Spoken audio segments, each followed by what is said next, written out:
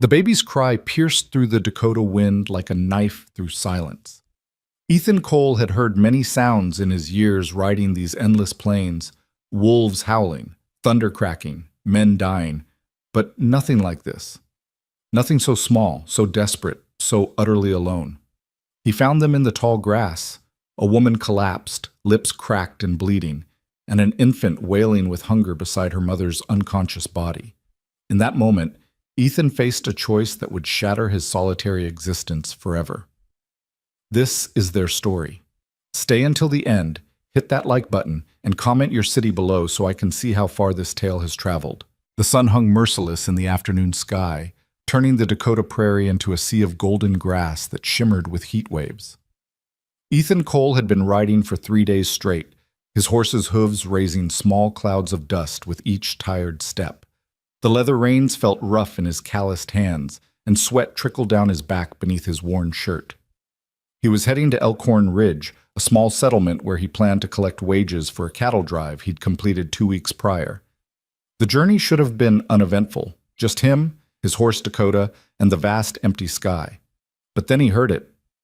At first Ethan thought it was a bird, some prairie hawk or falcon crying out for its mate. But as Dakota's ears twitched forward and the sound came again, carried on the hot wind, Ethan's entire body went rigid. That wasn't a bird. That was a human cry. A baby's cry. He pulled Dakota to a halt, his hand instinctively moving to the rifle secured to his saddle. Out here, sounds could be deceptive. He'd heard stories of bandits using every trick imaginable to ambush lone travelers. But this cry, it came again, weaker this time, more desperate, cut through every defensive instinct he had. "Easy, boy," Ethan murmured to his horse, dismounting slowly. His boots hit the packed earth, and he stood perfectly still, listening. The wind rustled through the grass, creating waves of gold and green that stretched to the horizon. And there, about 50 yards to his right, the crying continued, intermittent now, as if whatever strength fueled it was running out. Ethan's jaw tightened. He led Dakota forward, moving through the grass carefully, his eyes scanning for any sign of danger. The seed heads brushed against his legs, whispering secrets only the prairie knew. The crying grew louder, more distinct, and with it came a sound that made his blood run cold: silence. Not the peaceful silence of an afternoon, but the terrible silence of someone who'd stopped breathing. He broke into a run. The grass parted before him like a curtain, and there, in a small depression where the earth dipped slightly, he found them. A woman lay motionless on her side, her dark hair matted with sweat and dirt, her face so pale it looked like alabaster against the brown earth. Her dress was torn and stained, her feet bare and bloodied, but it was the tiny bundle beside her that seized Ethan's attention. A baby, no more than a few months old, wrapped in what had once been a blue shawl, but was now gray with dust and stains. The infant's face was red from crying, her tiny fists waving weakly in the air, her mouth opening and closing like a fish gasping for water. The sound that came out was barely a whimper now, the earlier cries having exhausted what little strength she possessed. "Jesus," Ethan breathed, dropping to his knees beside them. He touched the woman's neck first, searching for a pulse, and relief flooded through him when he found it. Faint, rapid. But there. She was alive. Barely. He turned his attention to the baby, scooping her up with hands that suddenly felt too large and clumsy for such a delicate task. The infant was so light, so impossibly small. Her skin felt hot beneath his palms, and her crying had dissolved into weak, hiccuping sounds that tore at something deep in his chest. "It's all right, little one," he said softly, though he had no idea if anything would be all right. "I've got you." The baby's eyes, a startling blue even in her distressed state, focused on him with an intensity that seemed impossible for someone so young. Her crying quieted slightly, as if she recognized that someone, finally, had come. Ethan looked down at the woman again. She hadn't stirred at all. Her breathing was shallow, her lips cracked and bleeding from dehydration. How long had they been out here? A day? 2? The evidence told a grim story. The woman's condition, the baby's desperate state, the complete absence of any supplies or shelter. They'd been abandoned, left to die. Rage flared in Ethan's chest, hot and sudden. What kind of person left a mother and child to perish in the wilderness? But anger wouldn't help them now. Action would. He stood, cradling the baby against his chest with one arm while he quickly shrugged out of his coat with the other. The heavy canvas duster had seen him through countless storms and cold nights. Now it would serve a different purpose. He wrapped the infant in it carefully, creating a cocoon that would protect her from the sun and provide some comfort. The baby's crying had stopped completely now. She gazed up at him with those impossibly blue eyes, her tiny hand somehow finding its way to his thumb and gripping it with surprising strength. Something shifted in Ethan's chest, a feeling he couldn't name, didn't want to name, but couldn't ignore. "Stay with me," he whispered to her. Then, louder, as if the force of his words could somehow anchor the woman to life, "Both of you stay with me." Dakota stood waiting patiently, trained well enough not to wander. Ethan approached with the baby secured in his coat, speaking low and calm to his horse. "We've got company, boy. Need you to be gentle." Getting the woman onto the horse would be the hardest part. Ethan knelt beside her again, positioning the bundled baby carefully in a small hollow in the grass where she'd be safe for a moment. The infant watched him with wide eyes but didn't cry. It was as if she understood somehow that he was trying to help. "Ma'am," Ethan said, touching the woman's shoulder gently. "Ma'am, can you hear me?" No response. Her head lolled to the side when he shook her slightly, revealing a nasty bruise along her jawline that made his anger flare again. Someone had hit her. Hard. There was no time for gentleness. Ethan slid his arms beneath her knees and shoulders, lifting her as carefully as he could manage. She was lighter than he expected, her body limp and burning with fever. Her head fell against his shoulder, and he could feel the heat radiating from her skin even through his shirt. Getting her onto Dakota required strength and balance. The horse stood perfectly still, bless him, while Ethan maneuvered the unconscious woman into position across the saddle. It wasn't dignified, but it would work. He secured her as best he could, then retrieved the baby from the grass. The infant had started crying again, soft mewling sounds that spoke of hunger and discomfort. Ethan held her close, feeling helpless in the face of her need. He had no milk to give her, no way to ease her suffering except to get her to help as fast as possible. "I know," he murmured, climbing into the saddle behind the woman's unconscious form. "I know you're hungry. We're going to fix that." With the baby cradled in one arm and his other hand managing the reins and keeping the woman steady, Ethan urged Dakota into a careful walk. Elkhorn Ridge was still 5 miles away, at least an hour's ride at this pace, maybe more. Every minute counted. The sun continued its merciless assault as they moved across the prairie. Ethan kept checking the woman's breathing, terrified each time that he'd find it had stopped. The baby alternated between crying and an exhausted silence that was somehow worse. Once, she managed to get her tiny fist into her mouth and sucked desperately at it, breaking Ethan's heart. "Almost there," he lied, because what else could he say? The prairie stretched endless in every direction, beautiful and terrible in its vastness. Ethan had always loved this land, its freedom, its wildness, its honest cruelty. But now, with these two fragile lives depending on him, it felt like an enemy. Every minute that passed was a minute closer to losing them. Dakota's steady gait ate up the miles, but not fast enough. Never fast enough. Ethan found himself talking, filling the silence with words he didn't even know he possessed. "There's a doctor in Elkhorn Ridge," he said to the unconscious woman, to the crying baby, to himself. "Doc Morrison. He's a good man. Served in the war, seen everything. He'll know what to do." The baby's crying intensified, her tiny face scrunching up with the effort. Ethan adjusted his hold, bringing her closer to his chest where his heartbeat might offer some comfort. It seemed to help, marginally. Her crying softened to weak whimpers. "You're a fighter," Ethan told her. "Both of you are fighters. I can tell." The woman's fever seemed to be getting worse. He could feel the heat of her even through the layers between them. Dehydration, exposure, possibly infection from whatever injuries she'd sustained. The list of dangers was long. But she was still breathing. That was something. Time became elastic, stretching and compressing in strange ways. Ethan marked their progress by landmarks he knew: a distinctive rock formation, a dry creek bed, a lone cottonwood tree that had somehow survived generations on the open plain. Each one brought them closer to salvation. The baby had gone quiet again, and this time Ethan felt real fear.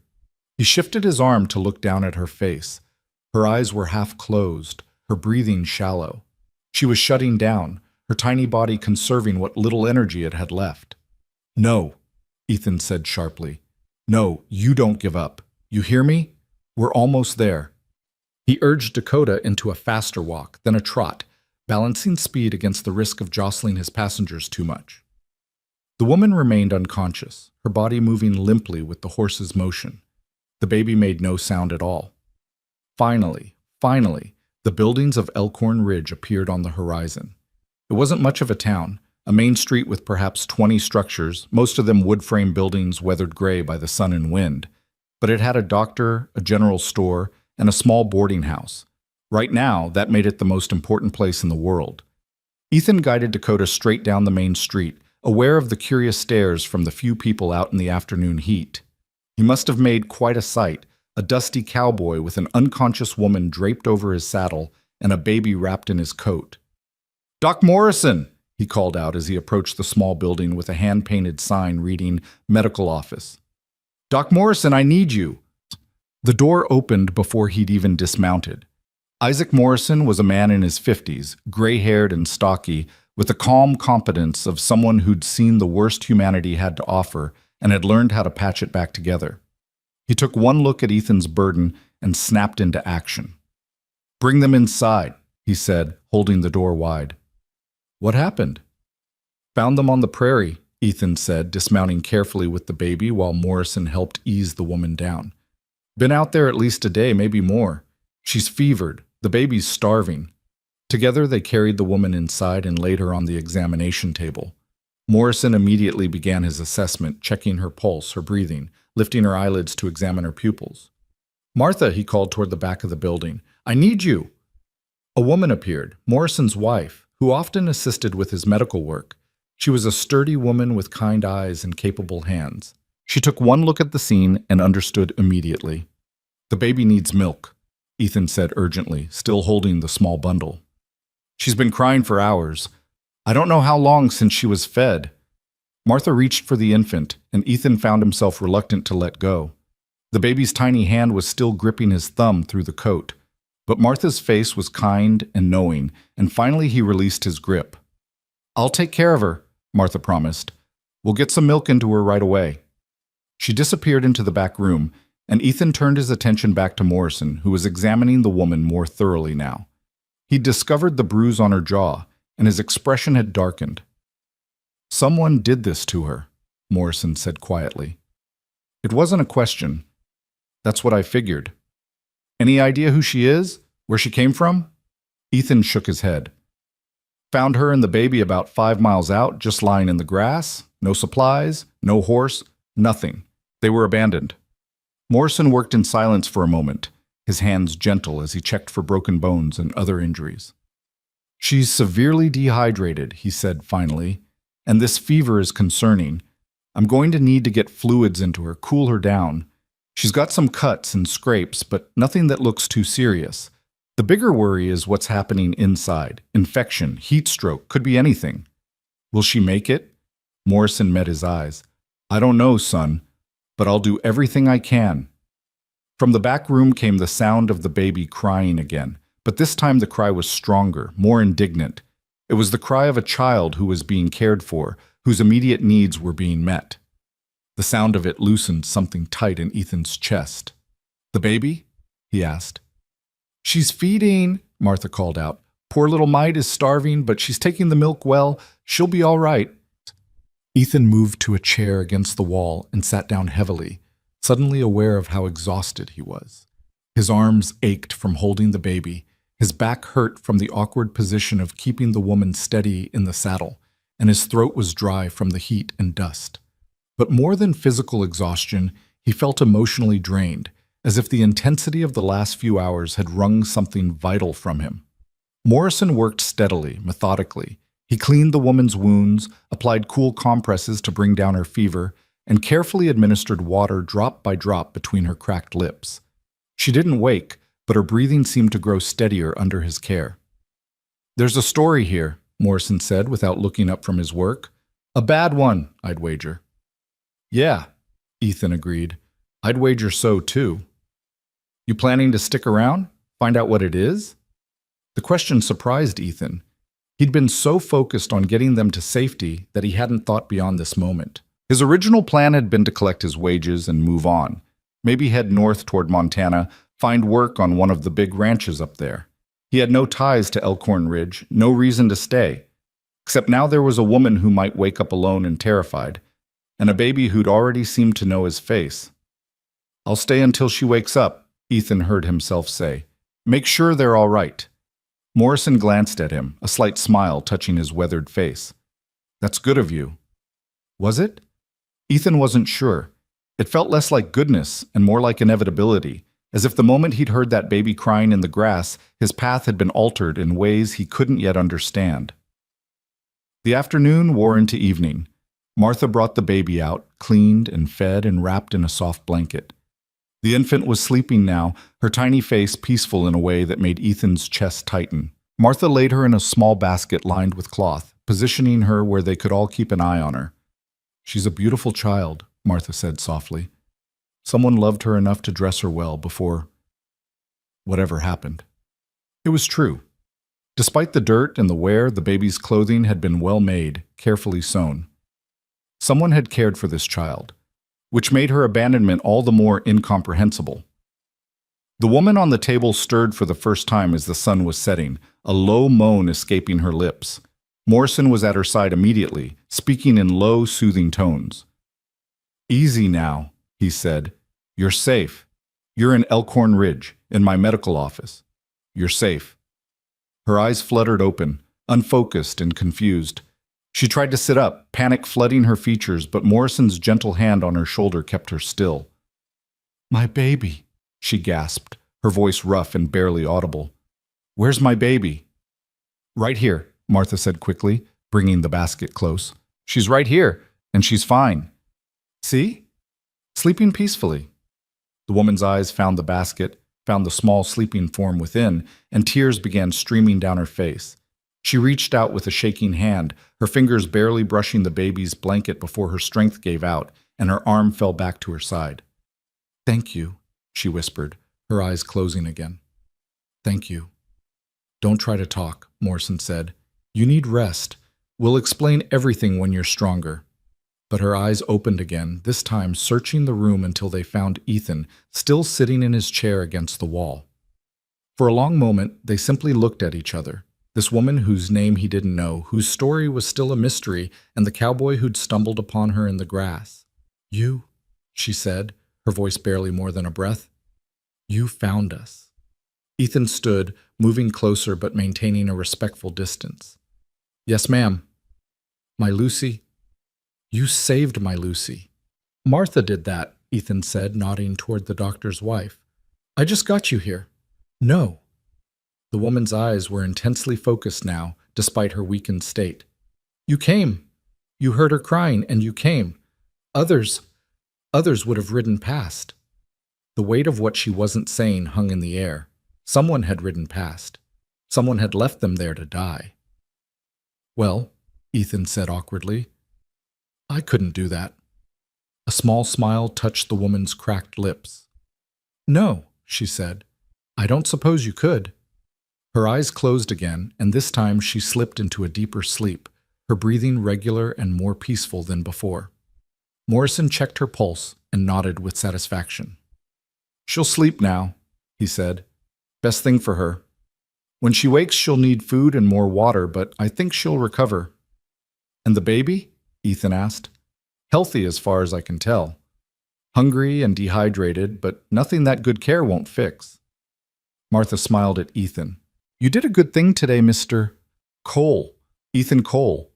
Well, Mr. Cole, you saved 2 lives today. That's not nothing.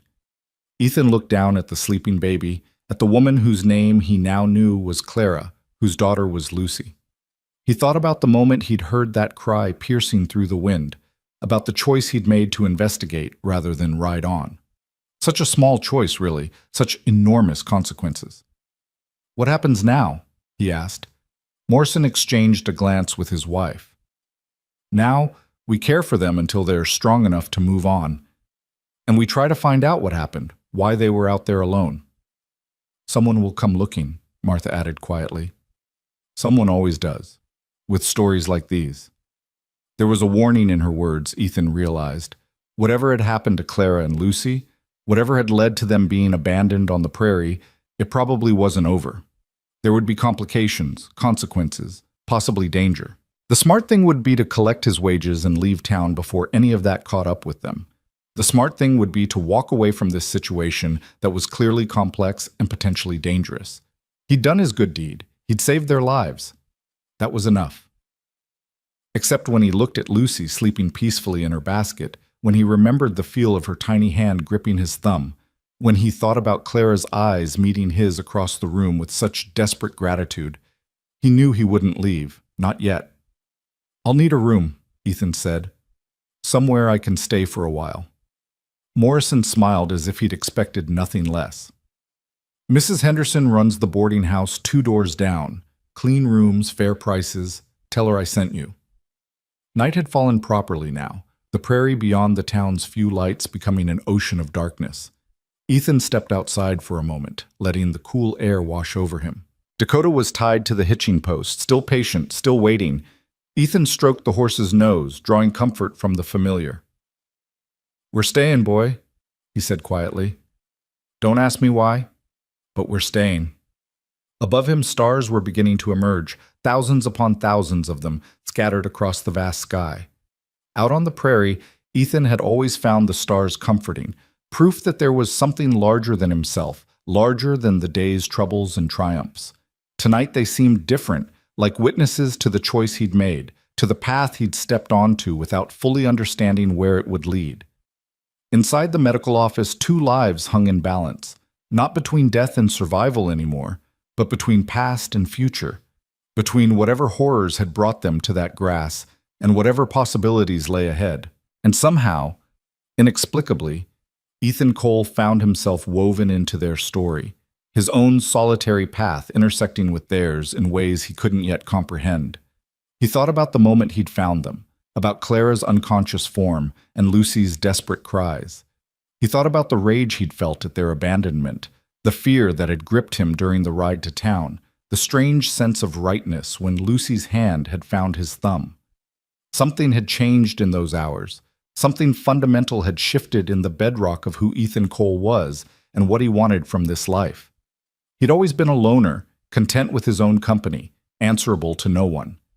The prairie suited him because it asked nothing and gave nothing, a perfect match for a man who expected the same from life. But now, standing in the darkness outside Morrison's medical office, Ethan felt the stirrings of something different. A sense of responsibility, yes, but more than that. A sense of purpose that went deeper than simply collecting wages and moving on to the next job. He'd saved them. That was true. But maybe in some way he didn't yet understand, they might save him too. The door opened behind him and Martha stepped out. "She's sleeping peacefully," she reported. "Both of them are. You should get some rest yourself, Mr. Cole. You've had quite a day." "Yes, ma'am," Ethan agreed. But he didn't move, not yet.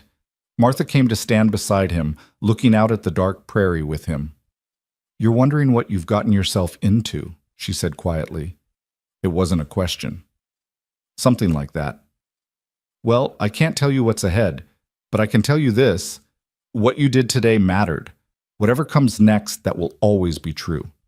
Ethan nodded slowly. It would have to be enough, this moment of certainty, because he had a feeling that everything else was about to become very complicated indeed. Finally, he untied Dakota and led him toward the livery stable, making arrangements for the horse's care. Then he made his way to Mrs. Henderson's boarding house, secured a room, and climbed the narrow stairs to the small chamber that would be his home for however long this lasted. The room was sparse but clean. A bed, a washstand, a single window looking out onto the main street. Ethan sat on the bed without bothering to light the lamp, letting the darkness embrace him. His coat was still at Morrison's office, wrapped around baby Lucy. He'd get it back eventually, but for now he liked the idea of it there, keeping her warm, keeping her safe. Sleep should have come easily after the exhausting day, but Ethan lay awake for a long time, listening to the sounds of the small town settling into night. Somewhere a dog barked. Somewhere a door closed. Somewhere Clara and Lucy slept, healing from whatever had brought them to the edge of death. And somewhere possibly closer than anyone knew, the person or people responsible for their suffering might be wondering if they'd survived, might be planning their next move, might be coming. Ethan's hand moved unconsciously to the knife he kept in his boot, the rifle he'd propped against the wall. He was a man of the frontier, trained by hard experience to expect trouble and prepare for it. Whatever was coming, and he was increasingly certain something was coming, he would be ready. For Clara, for Lucy, for reasons he couldn't fully explain even to himself. The night deepened, and finally, Ethan's eyes closed. His last conscious thought was of a baby's cry cutting through the wind, calling him to a destiny he'd never imagined, never wanted, and now couldn't imagine refusing. Tomorrow would bring questions and answers, complications and choices. But tonight, in this small room above Elkhorn Ridge's quiet main street, Ethan Cole slept the sleep of a man who'd done what needed doing, cost what it may. And in Morrison's medical office, wrapped in a cowboy's coat, a baby girl named Lucy dreamed innocent dreams, unaware that the rough-handed stranger who'd lifted her from the grass had just become the most important person in her young life. The story was just beginning. Morning light filtered through the window of Ethan's room, and he woke with a start, momentarily disoriented. Then the events of the previous day came rushing back. The cry in the grass, the desperate ride to town, Clara and Lucy fighting for their lives. He dressed quickly, splashing water from the basin on his face, and headed downstairs. Mrs. Henderson was in the kitchen, a rail-thin woman with sharp eyes that missed nothing. She looked up as Ethan appeared. "Coffee's on the stove," she said. "And I heard what you did yesterday. Whole town's talking about it." Ethan poured himself a cup, the bitter warmth spreading through him. "They all right?" "Doc Morrison came by early this morning, said the woman's awake and asking for you. The baby's doing well, drinking like she's making up for lost time." Mrs. Henderson paused, studying him over the rim of her own cup. "You planning to stay involved in this, Mr. Cole?" It was a fair question, asked without judgment. Ethan had been asking himself the same thing all night. "For now," he said simply. The boarding house keeper nodded as if that confirmed something she'd already suspected. "Well, you'll need breakfast then. Can't face the day on an empty stomach." She set about making eggs and bread while Ethan drank his coffee in silence. Other boarders began filtering down. A railroad surveyor, a traveling salesman, a young couple heading west, all of them casting curious glances at the cowboy who'd brought the mysterious woman and child to town. Ethan ignored them, his mind already at Morrison's office. After eating quickly, he made his way down the street. The morning was cool, promising another hot day ahead. A few early risers were opening shops, sweeping boardwalks, going about the mundane business of keeping a frontier town alive. It all felt strangely normal after yesterday's urgency. Morrison's office door stood open, and Ethan stepped inside to find the doctor writing notes at a small desk. He looked up and smiled. "Right on time," Morrison said. "She's been asking for you since dawn." "How is she?" "Stronger. The fever broke during the night, and she's kept down some broth. Still weak as a kitten, but she'll recover." Morrison set down his pen. "She wants to talk to you, but Ethan, be gentle. Whatever happened to her, it wasn't good." Ethan nodded and moved toward the back room where he could hear Martha's soft voice. The doctor's wife was sitting beside the examination table, now converted into a makeshift bed, with Lucy's basket on a chair nearby. Clara was propped up on pillows, looking fragile but alert. Her dark hair had been brushed and braided, and someone had dressed her in a clean nightgown. But it was her eyes that caught Ethan's attention. Brown eyes that held too much knowledge, too much pain for someone who couldn't be more than 25. "Mr. Cole," she said, her voice still hoarse but clearer than yesterday. "Please, come in." Martha stood. "I'll give you some privacy.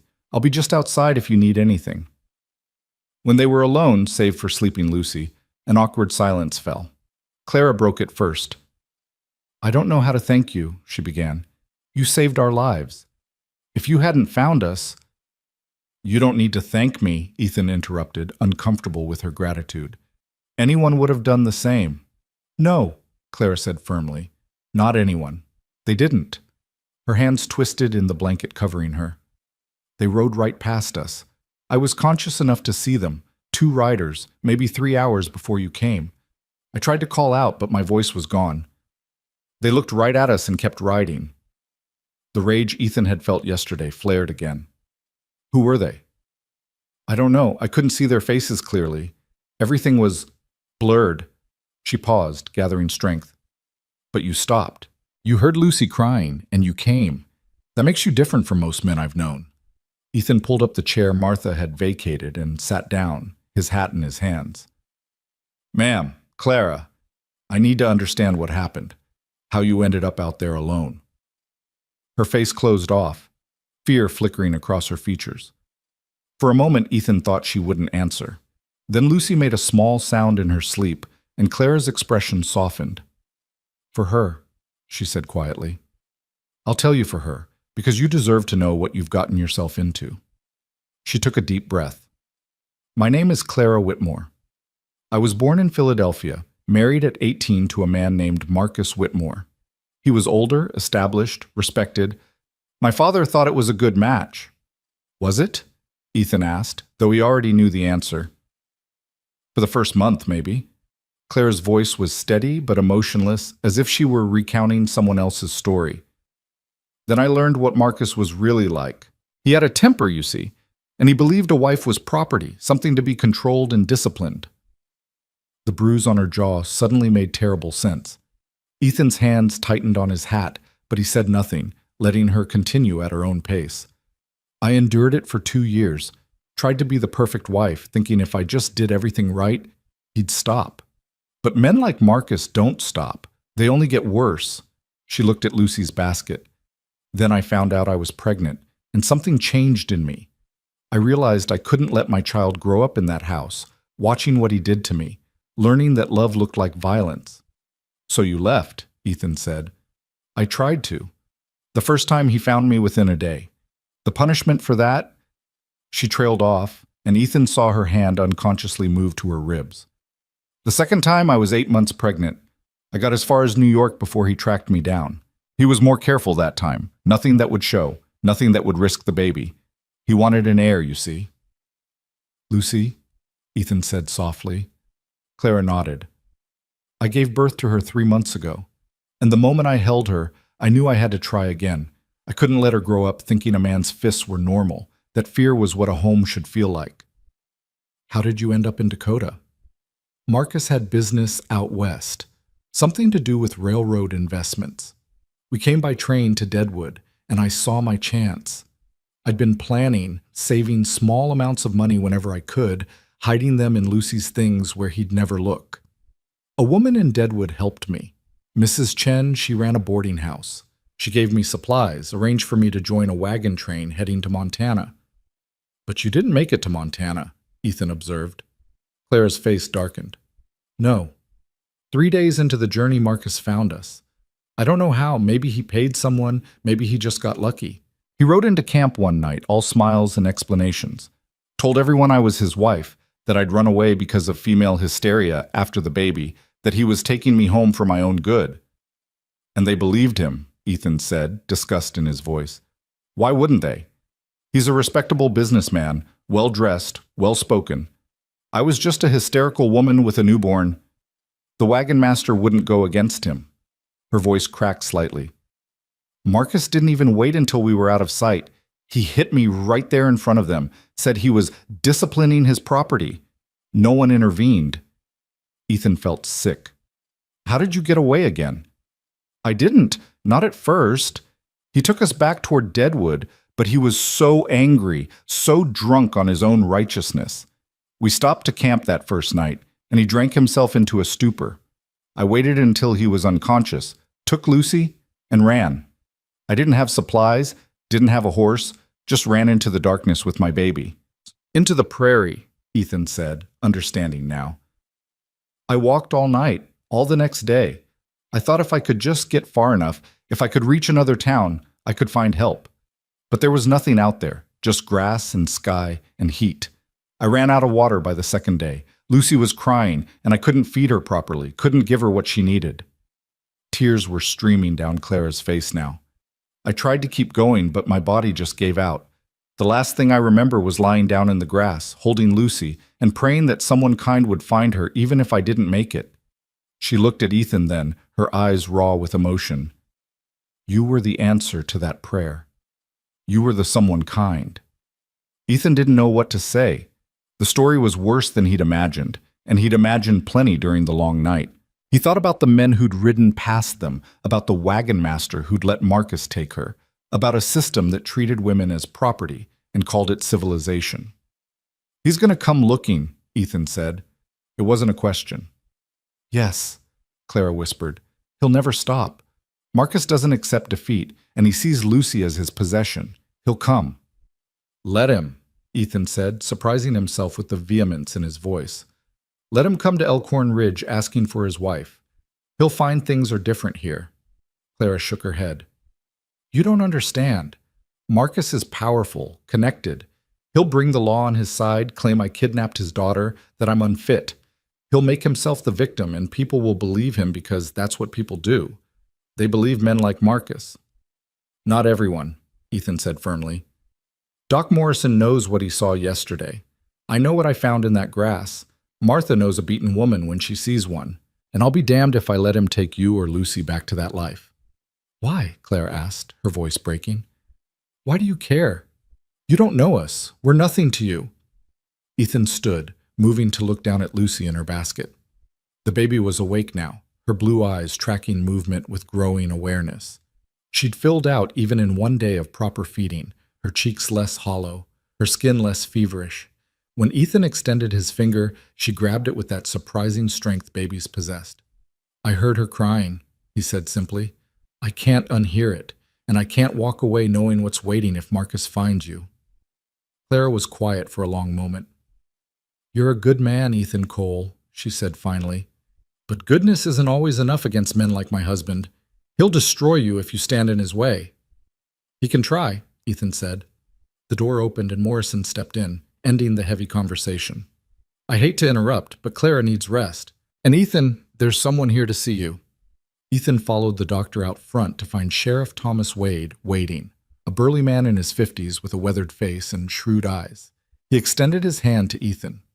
Mr. Cole, heard what you did yesterday. Good work. Just happened to be riding through, Ethan said, shaking the offered hand. Lucky for the lady and her baby. Wade's eyes were calculating. Doc filled me in on some of the details. A husband possibly tracking her. That about right? That's right. Well, I like to know what kind of trouble might be heading into my town. You got a description of this Marcus Whitmore? Ethan looked to Morrison, who nodded. Clara said he's tall, maybe 6 feet, dark hair graying at the temples, well-dressed, probably traveling with money and authority. Wade wrote this down in a small notebook. And if he shows up here demanding his wife? You tell him she's under medical care and can't be moved, Morrison said firmly. Which is true, by the way. She's in no condition to travel. And after she recovers, Wade pressed, after she recovers, she can make her own choices, Ethan said. Free woman in a free territory, far as I'm concerned. Wade studied him for a long moment. You planning to stay in Elkhorn Ridge, Mr. Cole? For a while. Good. Because if trouble does come, I'd rather have a man like you on the right side of it. Wade tipped his hat. Keep me informed, Doc. And Mr. Cole, welcome to town. After the sheriff left, Morrison turned to Ethan. You meant what you said in there? About standing between Clara and her husband? I did. Then you need to understand something. Men like Marcus Whitmore don't fight fair. They use the law, social pressure, money, whatever works. You'll need more than good intentions. What do you suggest? Morrison was quiet for a moment, thinking. First, we establish Clara and Lucy's presence here officially. I'll register them as patients under my care. Wade can note them in the town records. We create a paper trail that shows they came here of their own accord, seeking help. And when Marcus claims otherwise, we make sure Clara has allies, witnesses, people who can testify to her state when she arrived, to the evidence of abuse. Morrison met Ethan's eyes. And we make sure she has means to support herself so Marcus can't claim she's dependent on him. She has no money, Ethan pointed out. No, but she could have employment. Martha could use help here at the office, especially with patients like Lucy who need regular care. It's not much, but it's legitimate work, legitimate income. The plan was taking shape, and Ethan felt a surge of something like hope. What else? You need to understand the legal situation. Dakota Territory has laws about marriage and property, but they're complicated. If Marcus can prove they're legally married and Lucy is his biological daughter, he has rights. We can fight those rights, but it takes time and money. I have money, Ethan said. Not a fortune, but enough. My wages from the cattle drive, plus some savings.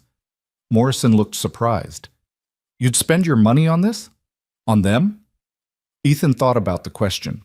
A week ago, his money had meant freedom, the ability to drift where he wanted, work when he chose, answer to no one. Now it meant something different. It meant the ability to help, to make a stand, to be something more than just another cowboy passing through. Yes, he said. I would. The doctor smiled.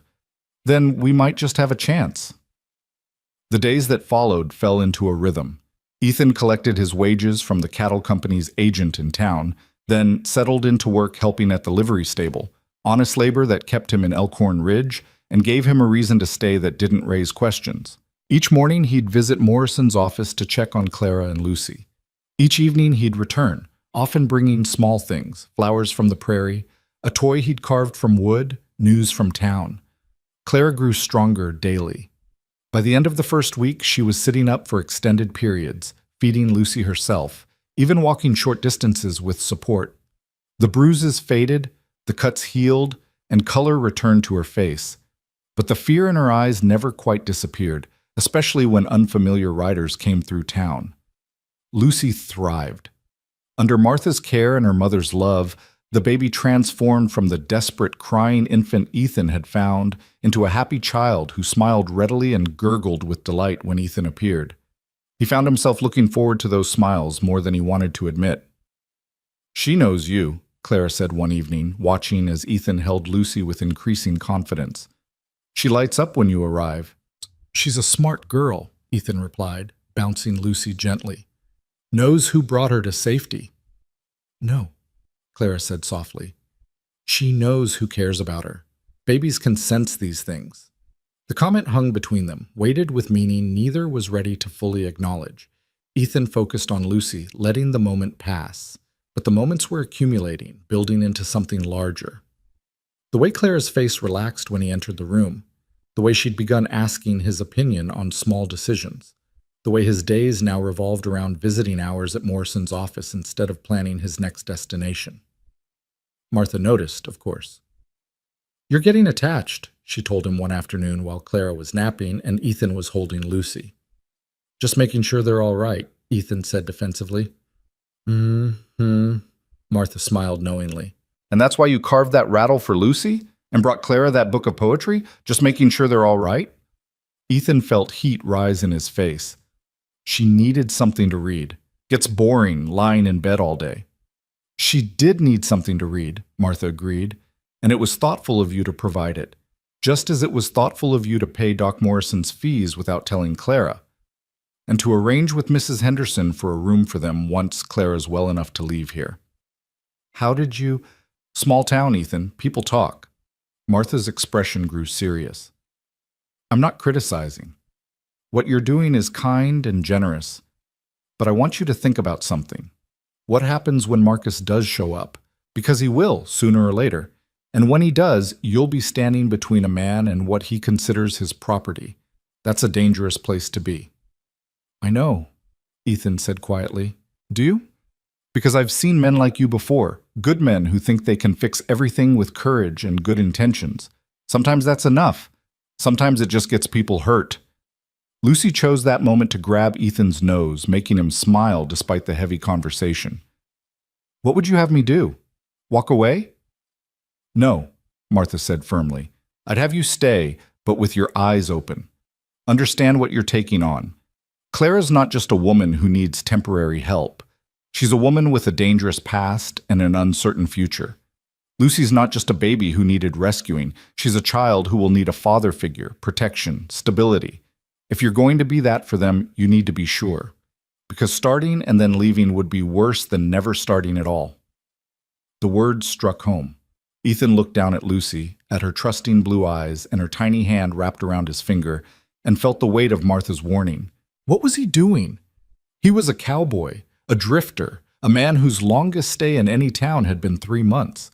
What did he know about being a father figure, about providing stability, about any of this? But then he remembered finding them in the grass, remembered Clara's gratitude and Lucy's desperate cries, remembered the feeling of rightness when he'd decided to stay. Maybe he didn't know what he was doing. Maybe this was all a terrible idea, but walking away felt impossible. I'm sure, he said, surprising himself with the certainty in his voice. Martha studied him for a long moment, then nodded. Then you'd better prepare. Because the easy part, the rescuing, is over. Now comes the hard part. Now comes building something worth protecting. She was right, of course. By the second week, Clara was well enough to leave the medical office. Ethan had arranged everything: a small room at Mrs. Henderson's boarding house, supplies for the baby, a position for Clara helping Martha with light medical tasks once she was fully recovered. He'd spent nearly all his savings, but watching Clara walk into that clean room with Lucy in her arms, seeing her tears of gratitude, made every penny worth it. I'll pay you back, Clara said for the 100th time. I swear, Ethan, I'll find a way. You don't owe me anything, Ethan interrupted. Just focus on getting stronger and taking care of Lucy. I owe you everything, Clara said quietly. My life, my daughter's life, a chance at a future I never thought I'd have. They were standing in the small room, barely larger than Ethan's own, with a bed, a cradle Morrison had provided, a washstand, and little else. Sunlight streamed through the window, and Lucy was cooing happily in her mother's arms, unaware of the emotional current flowing between the adults. Clara, Ethan began, then stopped, unsure what he wanted to say. She saved him from his awkwardness. Will you stay in Elkhorn Ridge, now that we're settled? It was the question he'd been avoiding. His work at the livery was temporary, meant to give him a reason to remain while Clara recovered, but she was recovered now, or near enough. There was no logical reason for him to stay longer, except logic had nothing to do with it. I thought I might stick around a while longer, Ethan said carefully. Job market's not great right now anyway. Might as well wait for better opportunities. Clara's smile told him she saw through the excuse, but she didn't call him on it. I'm glad. Lucy would miss you if you left. Just Lucy? The question was out before Ethan could stop it. A blush colored Clara's cheeks. Not just Lucy, she admitted softly. The moment stretched between them, full of possibilities and dangers neither was quite ready to name. Then Lucy demanded attention with a loud gurgle, and they both laughed, the tension breaking. Over the following days, a pattern emerged. Ethan would finish his work at the livery and stop by Mrs. Henderson's to check on Clara and Lucy. Sometimes they'd take walks through town, Ethan carrying Lucy while Clara built up her strength. Sometimes they'd sit in the small parlor of the boarding house, talking about everything and nothing. Ethan's life on the trail, Clara's childhood in Philadelphia, dreams they'd had that had been derailed by circumstance. I wanted to be a teacher, Clara confessed one evening. Before Marcus, before all of this. I loved books, loved learning. I thought I'd teach children, help them discover the world through stories. You still could, Ethan said. Elkhorn Ridge could use a proper school. Right now, kids just learn what their parents can teach them. Clara looked at him with something like wonder. You really think I could? Why not? You're educated, you're good with Lucy. I've seen how patient you are. You'd make a fine teacher. The idea clearly appealed to her. For the first time since Ethan had found her, Clara's eyes held something other than fear or gratitude. They held hope.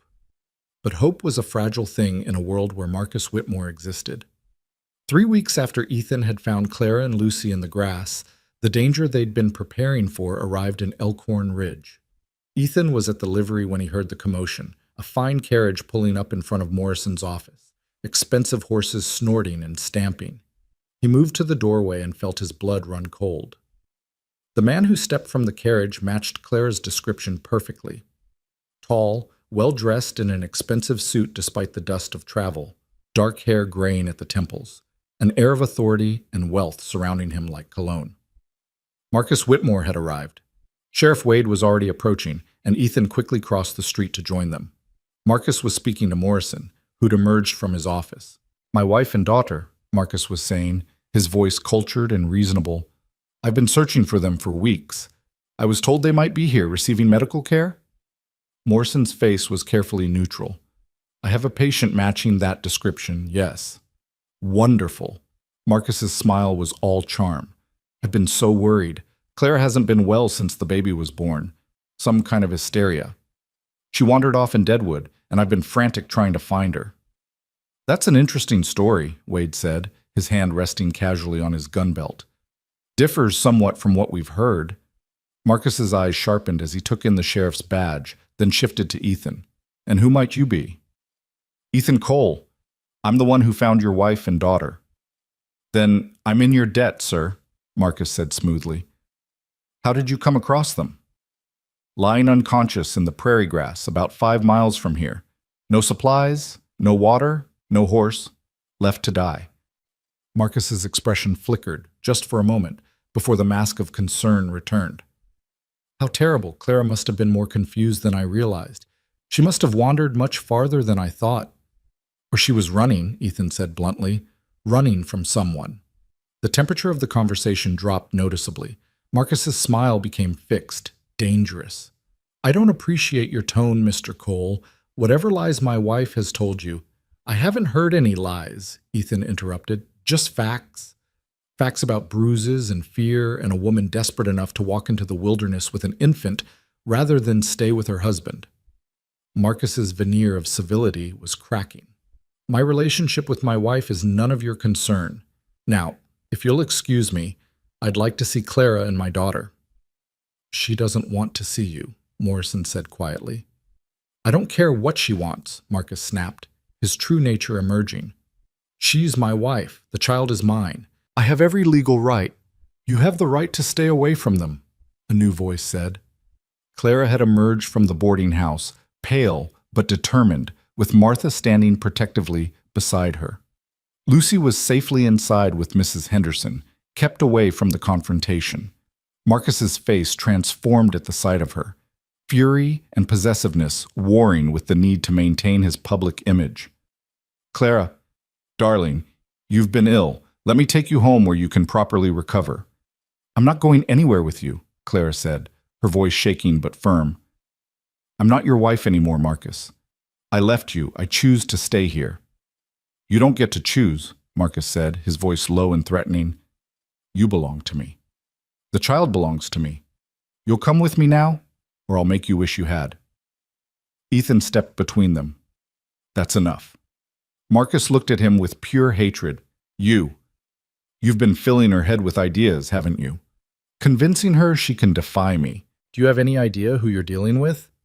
"A man who beats women," Ethan said flatly. "A man who abandons them in the wilderness.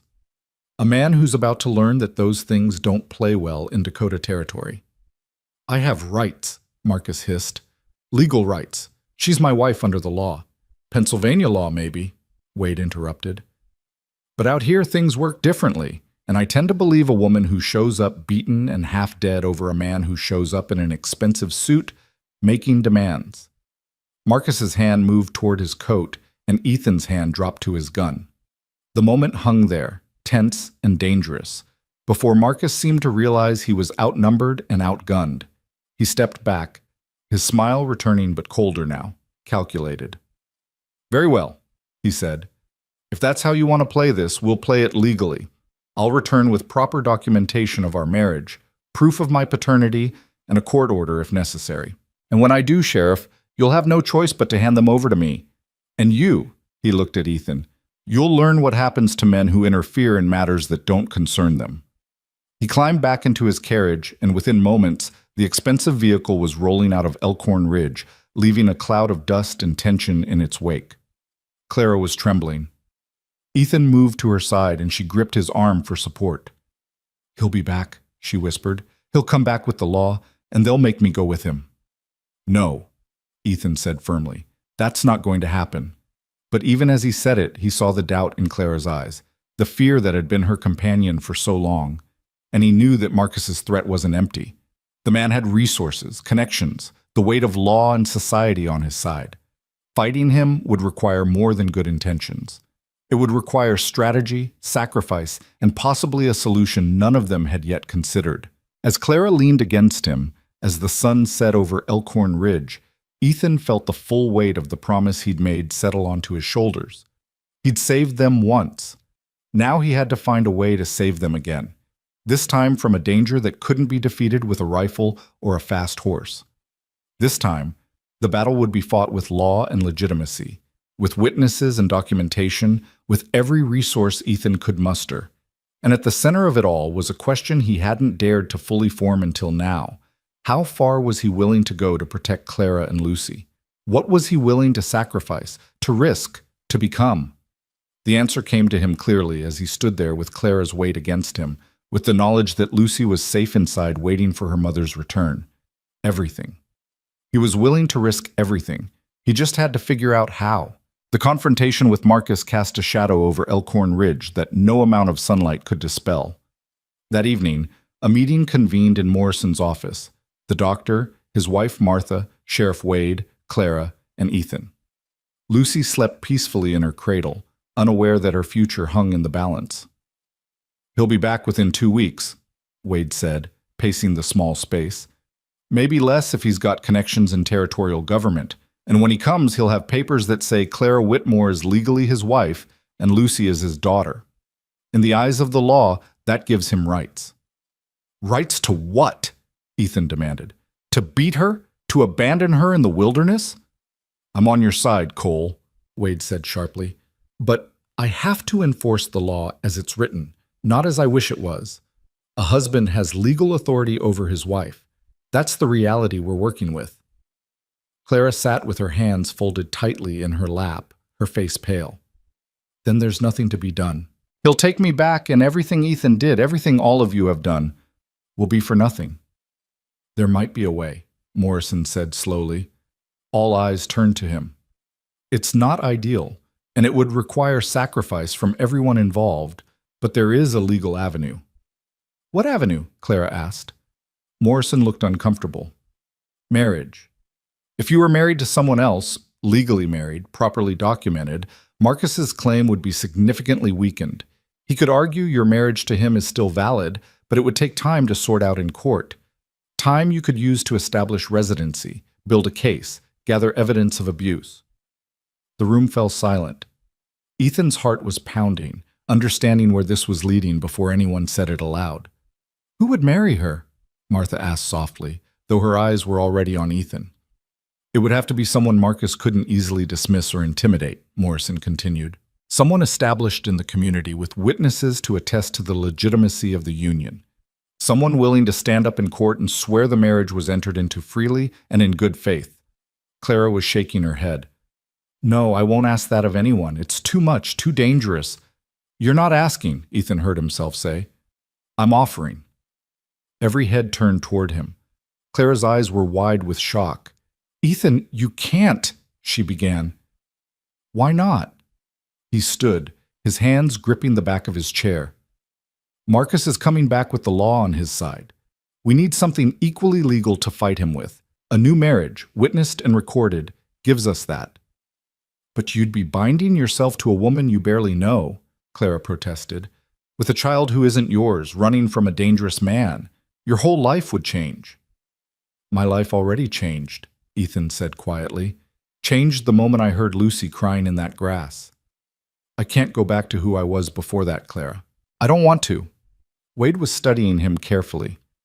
"You understand what you'd be taking on? This isn't just a paper arrangement. If Marcus challenges this in court, you'll need to convince a judge that it's a real marriage.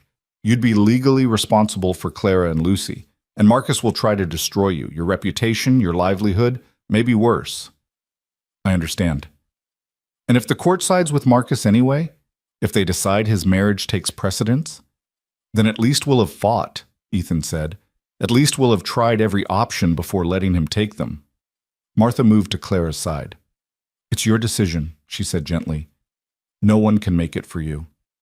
Clara looked at Ethan for a long moment, her eyes searching his face for something, doubt, perhaps, or ulterior motives, or the kind of possessive hunger she'd learned to recognize in Marcus. Whatever she was looking for, she didn't seem to find it. Instead, she found something else that made her eyes fill with tears. "Why?" she whispered. "Why would you do this for us?" Ethan crossed the room and knelt in front of her chair, bringing himself to her eye level. "Because when I found you in that grass, when I picked up Lucy and heard her crying, something in me shifted. I can't explain it better than that. You needed help, and I was there to give it. That hasn't changed." "This is more than help," Clara said. "This is your entire future." "Maybe my future is supposed to include you and Lucy," Ethan said simply. "Maybe that's why I was the one riding through that particular stretch of prairie on that particular day. I don't know. But I know I can't walk away and let Marcus take you back to that life. If marrying you is the way to stop him, then that's what we'll do." Tears were streaming down Clara's face now. "You're offering me a choice. Do you understand how rare that is? Marcus never gave me choices. He took them all away. But you're standing here asking what I want, giving me the power to decide my own future." "So what do you decide?" Ethan asked. Clara looked at Lucy, sleeping so peacefully, unaware of the adult machinations swirling around her. Then she looked back at Ethan, and something in her expression hardened into resolve. "I accept," she said clearly. "If you're truly willing, if you understand what you're taking on, then yes. I'll marry you, Ethan Cole." The decision made, events moved quickly. Wade knew a circuit judge who was due in Elkhorn Ridge within 3 days for routine hearings. Morrison began gathering documentation, his medical records of Clara's condition when she arrived, statements from Martha about the evidence of abuse, testimony from Ethan about finding them abandoned. They were building a case, creating a paper trail that would support their position if Marcus challenged the marriage. But privately, in the quiet moments when Ethan lay awake in his boarding house room, doubt crept in. What was he doing? He was a cowboy, a man who'd spent his adult life avoiding exactly this kind of commitment. Marriage, family, responsibility. These were anchors, and he'd always prided himself on being free to drift wherever the wind took him. Yet when morning came and he saw Clara in the boarding house parlor, Lucy in her arms, he felt no regret, only a strange sense of rightness, as if all the drifting he'd done had been leading him to this moment, this choice, this chance to be something more than just a man passing through. Clara seemed to be wrestling with her own doubts. On the second day, as they walked together at the edge of town with Lucy bundled against the cool evening air, she finally voiced them. "You don't have to do this out of pity," she said quietly. "I want you to know that. If you've changed your mind, if you're having second thoughts—" "I'm not," Ethan interrupted. "But you should be," Clara insisted. "This is insane, Ethan. We've known each other less than a month. You're proposing to legally bind yourself to a woman with a violent husband, a baby, and no prospects. Any sane man would run." "Then I guess I'm not sane," Ethan said with a slight smile. Clara stopped walking, forcing him to turn and face her.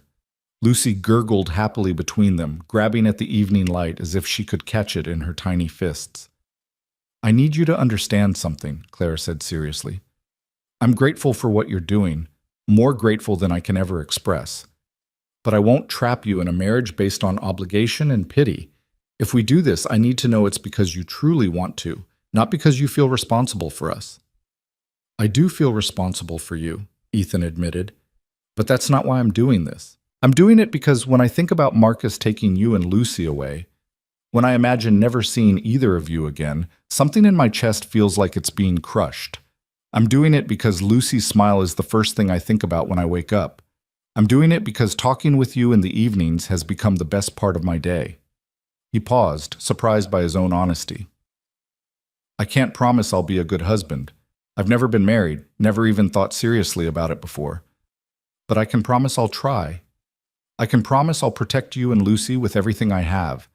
And I can promise that this isn't pity, it's choice, my choice." Clara's eyes were shining with unshed tears.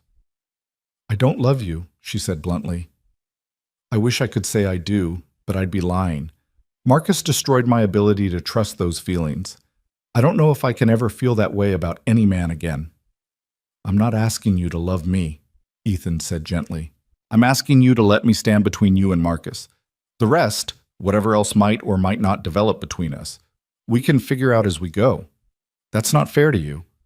Let me decide what's fair to me, Ethan said. You make your choice, I'll make mine. That's what partners do, isn't it? Make their own choices and then figure out how to make them work together? A small smile touched Clara's lips.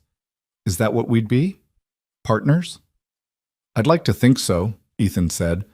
I know the law will say I'm your husband, that I have authority over you, but between us in private, I want us to be partners, equals.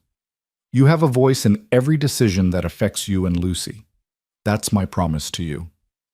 Clara was quiet for a long moment, and when she spoke, her voice was thick with emotion. Marcus would have beaten me for suggesting such a thing.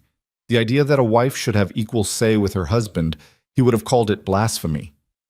Marcus is a fool, Ethan said flatly, and he's not going to touch you ever again. The next evening, Martha took Clara aside to discuss what the marriage would mean practically. Ethan waited outside Morrison's office, trying not to eavesdrop but hearing occasional fragments through the window. Consummate the marriage, Martha was saying. If Marcus challenges this, a judge might ask, I know, Clara's voice quiet but steady. I understand what's expected. But after what you've been through with Marcus, Martha sounded concerned. Ethan is not Marcus, Clara said firmly. I know that, but I also know I'm not ready for that part of marriage. Not yet.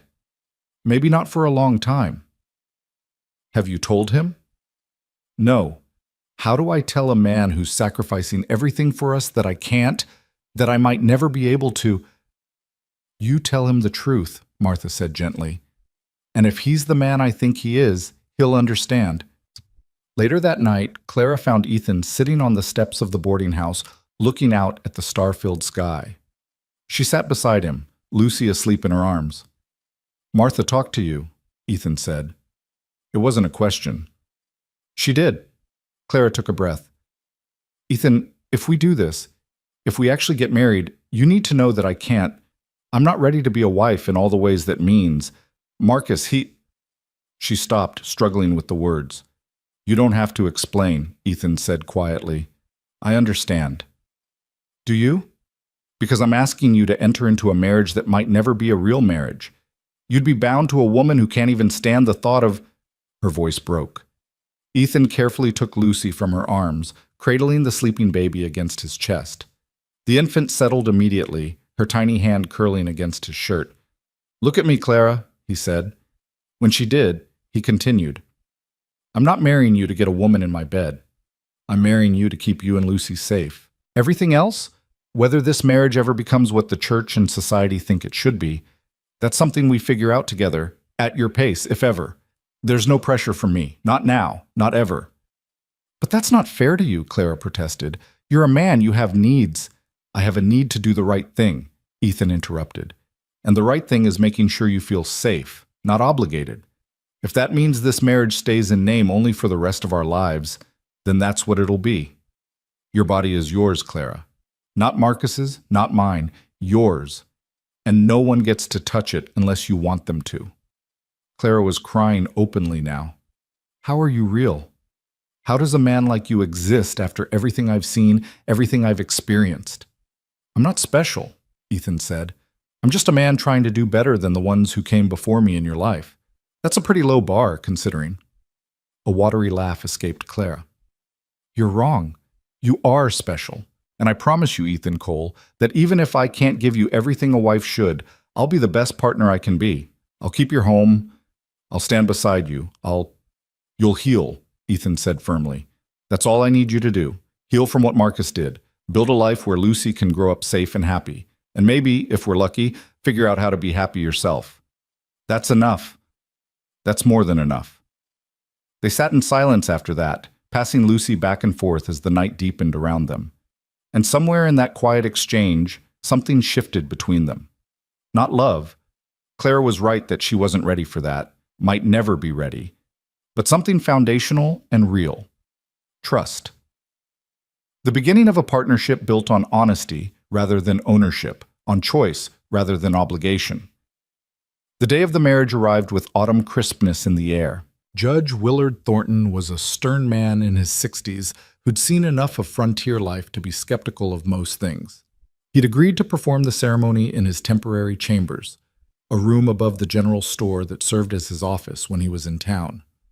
Wade had spread word carefully, and the small room was packed with witnesses. Morrison and Martha, Mrs. Henderson, the livery owner where Ethan worked, several townspeople who'd watched Clara's recovery and believed her story. Their presence was strategic. The more people who could testify to the legitimacy of the marriage, the stronger their legal position. Clara wore a simple dress Martha had helped her make, pale blue, that brought out her eyes. She held Lucy, who was dressed in a white gown that Mrs. Henderson had contributed. Ethan wore his cleanest shirt and pants, his hair slicked back, feeling more nervous than he'd ever felt facing down a stampede. Judge Thornton eyed them both skeptically. "Before we begin," he said, "I want to be clear about something. I've heard rumors about why this marriage is happening, about a husband from back east who might contest it. I need to know this union is being entered into freely and in good faith, not as some legal maneuver." "It's both," Ethan said honestly. "Yes, Clara needs legal protection from her former husband, but I'm not standing here against my will. I want this marriage. I want to be Lucy's father and Clara's husband." "Mrs. Whitmore?" Thornton turned to Clara. "Or should I say, soon to be Mrs. Cole. Are you entering this marriage freely?" Clara looked at Lucy, then at Ethan, then back at the judge. "I am. Ethan has shown me more kindness in a month than I experienced in years of my first marriage. He's given me choices when I had none. Yes, I need his protection, but I also want his partnership. I'm choosing this freely." Thornton studied them both for a long moment, then nodded. "Very well. Let's begin." The ceremony was brief and businesslike, stripped of romantic flourishes. Thornton read from a legal text, asking the required questions, receiving the required answers. When it came time for rings, Ethan produced 2 simple bands he'd had the blacksmith make. Nothing fancy, just solid metal that would serve as proof of their union.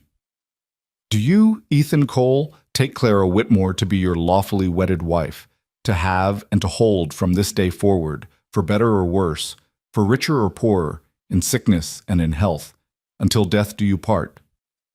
"I do," Ethan said clearly, his eyes on Clara's face.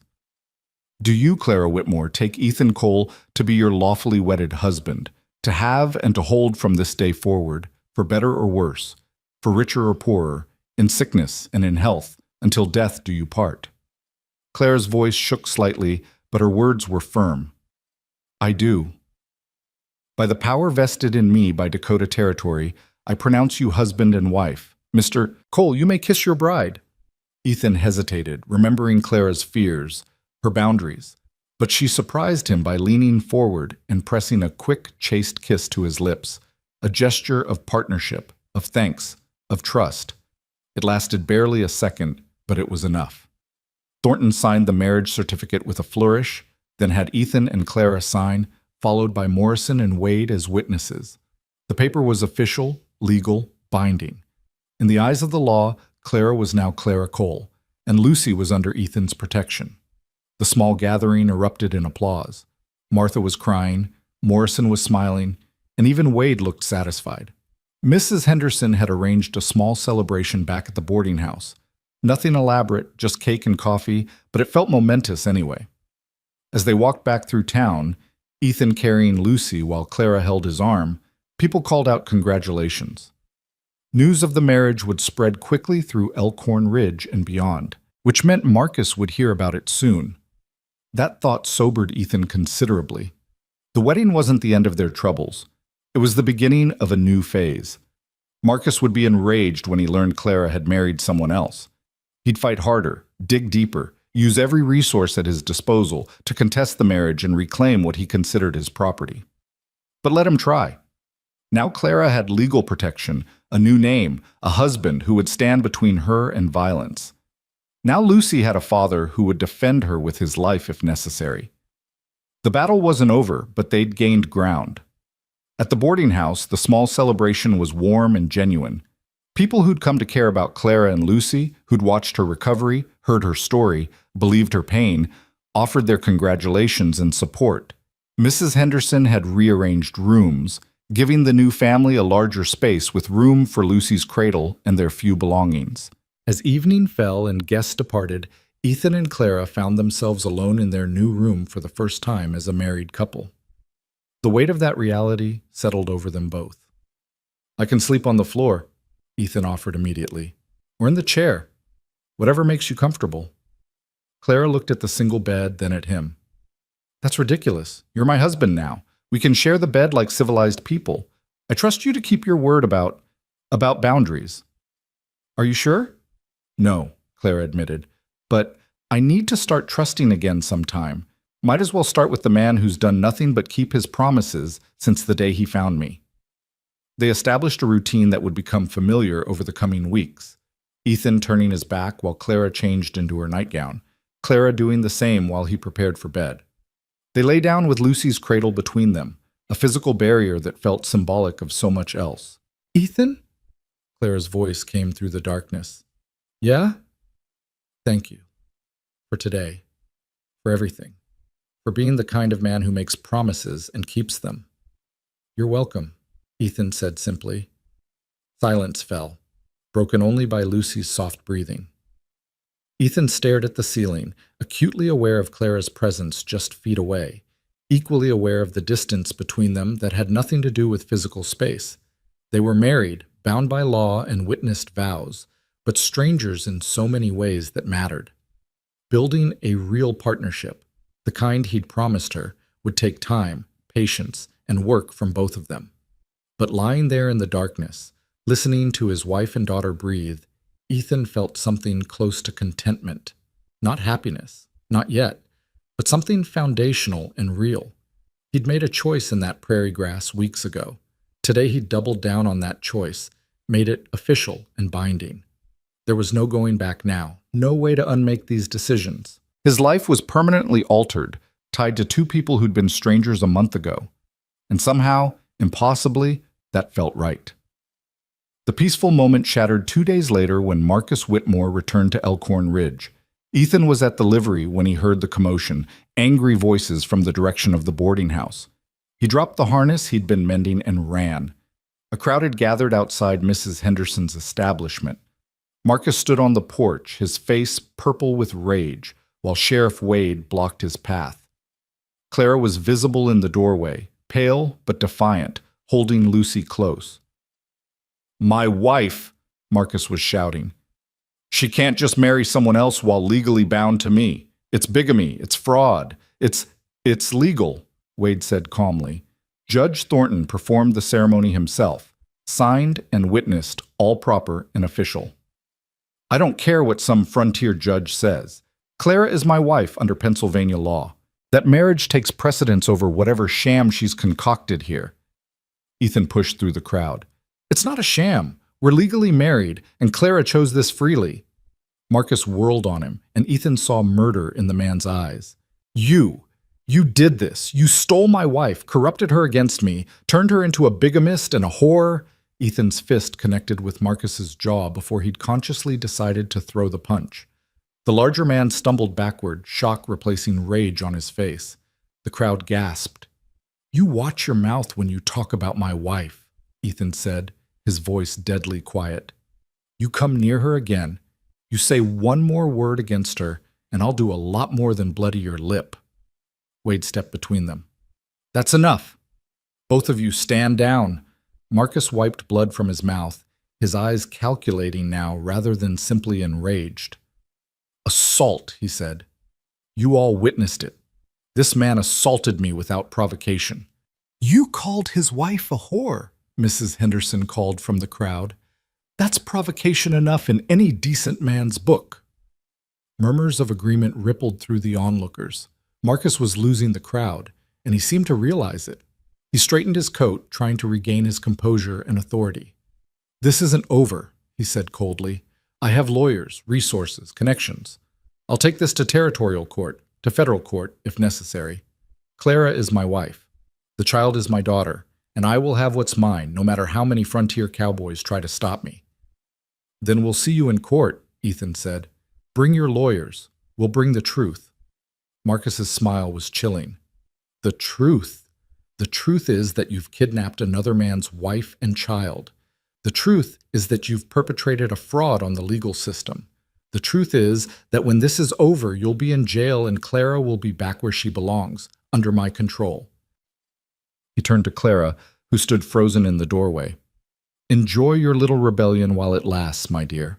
But know this, I never lose. Never.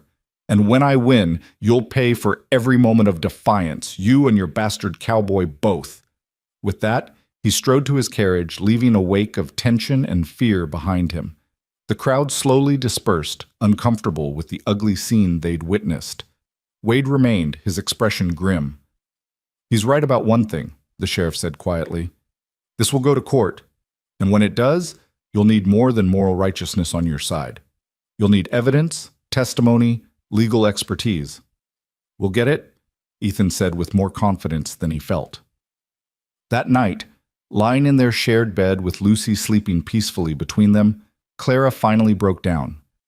Sobs shook her body, muffled against her pillow so as not to wake the baby. Ethan reached across Lucy's cradle, his hand finding Clara's in the darkness. "We'll fight him," he whispered. "We'll fight him and we'll win." "How?" Clara's voice was broken. "He has everything. Money, power, the law on his side.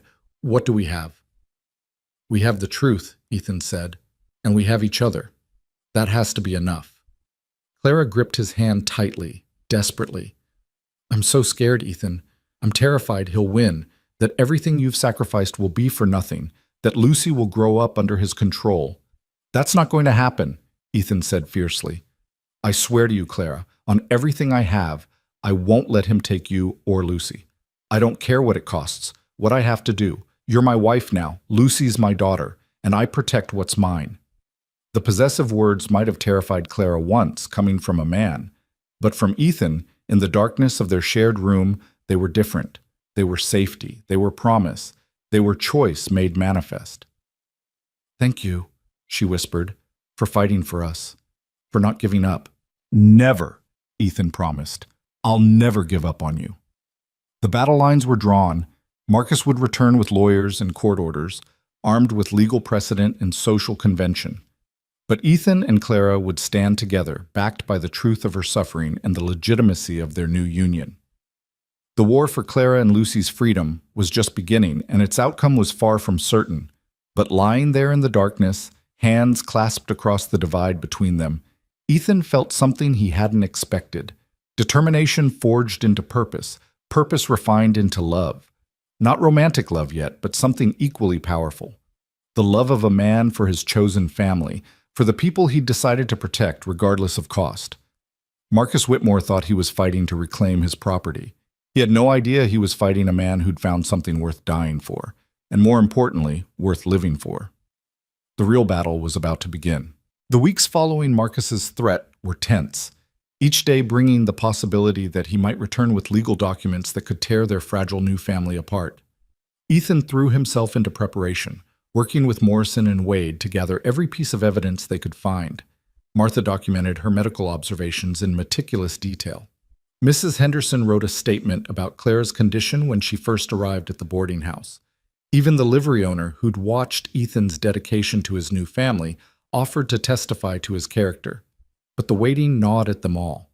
Clara grew increasingly anxious, jumping at every sound of horses on the main street, her sleep disturbed by nightmares where Marcus dragged her and Lucy away while Ethan stood powerless to stop him. Lucy, sensitive to her mother's moods, became fussier, crying more often and sleeping less.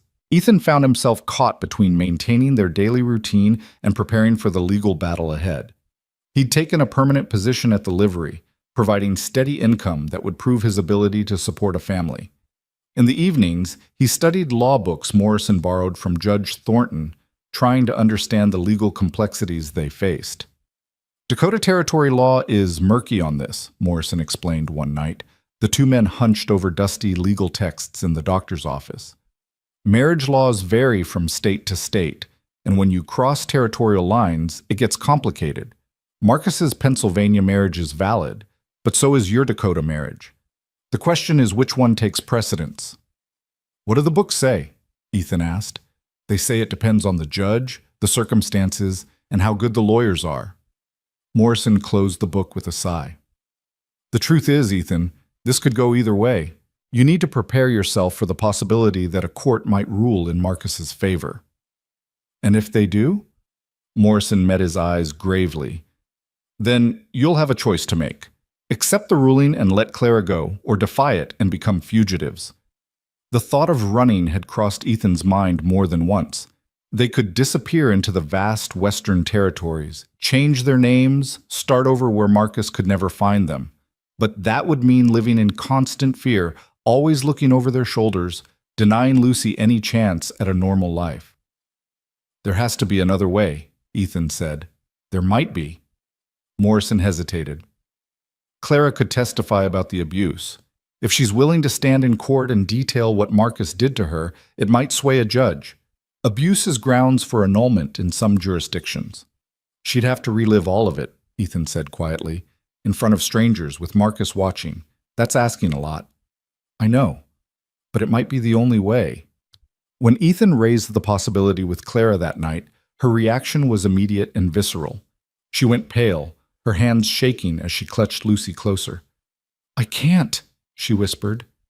Ethan, I can't stand in a courtroom and talk about what he did while he sits there watching me. I can't give him that power over me again. You wouldn't be giving him power, Ethan said gently. You'd be taking it back, telling your truth where it matters, where it can make a legal difference. You don't understand, Claire's voice broke. The things he did, the ways he hurt me, I can barely think about them, let alone say them out loud. And if I do, if I stand there and detail every humiliation, every beating, and the court still rules in his favor, I'll have exposed my deepest wounds for nothing. Ethan moved to sit beside her on the bed, careful to maintain the respectful distance that had become their unspoken agreement. I understand you're scared, and I won't force you to do anything you're not ready for. But Clara, your testimony might be the difference between freedom and going back to that life, between Lucy growing up safe or growing up watching her father abuse her mother. Clara flinched at the brutal honesty, but she didn't look away. And if I testify and we lose anyway, then at least you'll have fought back. At least you'll have stood up and said, this is what he did to me and it was wrong. That matters, even if the outcome isn't what we want.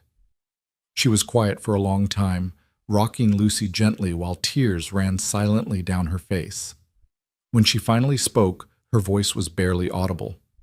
I'll think about it. It was all Ethan could ask for. He reached out slowly, giving her time to pull away, and wiped the tears from her cheek with his thumb. The gesture was gentle, almost brotherly, but Clara leaned into it slightly, a small sign of the trust building between them. The summons arrived on a gray October morning, delivered by a territorial marshal who rode into Elkhorn Ridge with official documents. Marcus had made good on his threat. The case would be heard in 3 weeks at the territorial courthouse in Rapid City, presided over by Judge Augustus Crane, a man known for his strict interpretation of law and his traditional views on marriage and family. This is bad, Wade said bluntly when they gathered to discuss the summons. Crane is old school, believes in the sanctity of the original marriage vow, believes wives belong with their legal husbands. If anyone was going to rule in Marcus's favor, it's him. Can we request a different judge? Ethan asked. Not this late. Marcus's lawyers made sure of that. Wade tossed the papers onto Morrison's desk in frustration. They've prepared their case carefully. They're not just arguing that Clara's marriage to Marcus takes precedence. They're arguing that her marriage to you is fraudulent, entered into specifically to evade her legal obligations to her first husband. That's not true, Clara protested. I married Ethan freely. But can you prove it wasn't primarily a legal strategy? Wade asked. Because that's what they'll argue. That you two barely knew each other, that the timing was suspicious, that it was all a calculated move to escape Marcus. It was a strategy, Ethan admitted, but it was also real. I wanted to marry Clara, wanted to protect her and Lucy. Both things can be true. Try explaining that to Judge Crane, Wade said darkly. The reality of their situation settled over the room like a heavy blanket. They had 3 weeks to build a case strong enough to convince a conservative judge that a month-old marriage between near strangers should take precedence over a years-old marriage sanctified in a Philadelphia church. The odds were not in their favor. "We need a lawyer," Morrison said, "someone who understands territorial law and can argue this effectively." "I know someone," Wade offered. "Samuel Brennan practices in Deadwood. He's young but sharp, and he's won cases everyone thought were hopeless. He's also got a reputation for taking on powerful men and not backing down." "Can we afford him?" Ethan asked. "Probably not," Wade said honestly. "But let me reach out. Brennan's got a thing about justice. He might take the case for less than his usual fee if he believes in it." 2 days later, Samuel Brennan arrived in Elkhorn Ridge. He was younger than Ethan expected, maybe 30, with sharp eyes and an intensity that suggested a mind constantly working through problems. He listened to their story without interruption, taking notes in a leather-bound journal, asking occasional pointed questions. When Clara faltered in describing Marcus's abuse, Brennan's expression softened. "Mrs. Cole, and I'm calling you that deliberately because that's your legal name now, I know this is difficult, but I need to understand everything Marcus did. Not for prurient interest, but because every detail helps me build our case." Clara took a shaky breath and continued, detailing years of violence with Morrison occasionally adding medical observations. By the end, Brennan's jaw was tight with anger. "This is worse than I expected," he said, "which is both good and bad for us. Good because the evidence of abuse is overwhelming. Bad because Marcus's lawyers will argue that you're exaggerating or lying to justify your actions." "She's not lying," Ethan said sharply. "I know she's not," Brennan replied. "But we have to anticipate their arguments. Marcus will present himself as the wronged husband, the victim of a wife's betrayal and a cowboy's interference. He'll paint Clara as unstable, possibly influenced by postpartum hysteria. He'll suggest that you, Mr. Cole, took advantage of a vulnerable woman for your own purposes." "That's not what happened," Clara protested. "I believe you, but belief and proof are different things in a courtroom." Brennan flipped through his notes. "Here's what we're up against. Marcus's marriage to you has legal precedent and social legitimacy.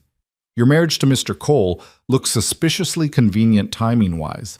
Judge Crane will be inclined to favor the established order over what appears to be a disruption of it." "So we're going to lose," Clara said flatly. "Not necessarily." Brennan leaned forward. "We have advantages too. We have medical documentation of abuse. We have witnesses who saw your condition when you arrived. We have a legitimate marriage performed by a territorial judge. And we have the fact that you fled Marcus with an infant, which suggests genuine fear rather than simple marital discord." "Is that enough?" Ethan asked. "Maybe, if we present it right, if Clara's willing to testify, if we can demonstrate that her fear of Marcus is reasonable and justified." Brennan looked at Clara. "Which brings me to the hard question. Are you willing to take the stand and tell your story? Because without your testimony, our case is significantly weaker." Clara's hands were trembling. She looked at Lucy, sleeping peacefully in her cradle, unaware of the adult struggles surrounding her. Then she looked at Ethan, drawing strength from his steady presence. "I'll do it," she said quietly. "For Lucy. For the chance at a life where she doesn't grow up thinking violence is normal. I'll testify." Brennan nodded approvingly. "Good. Then here's how we'll proceed. We'll request a closed courtroom due to the sensitive nature of the testimony. Judge Crane might grant that, given it involves marital matters.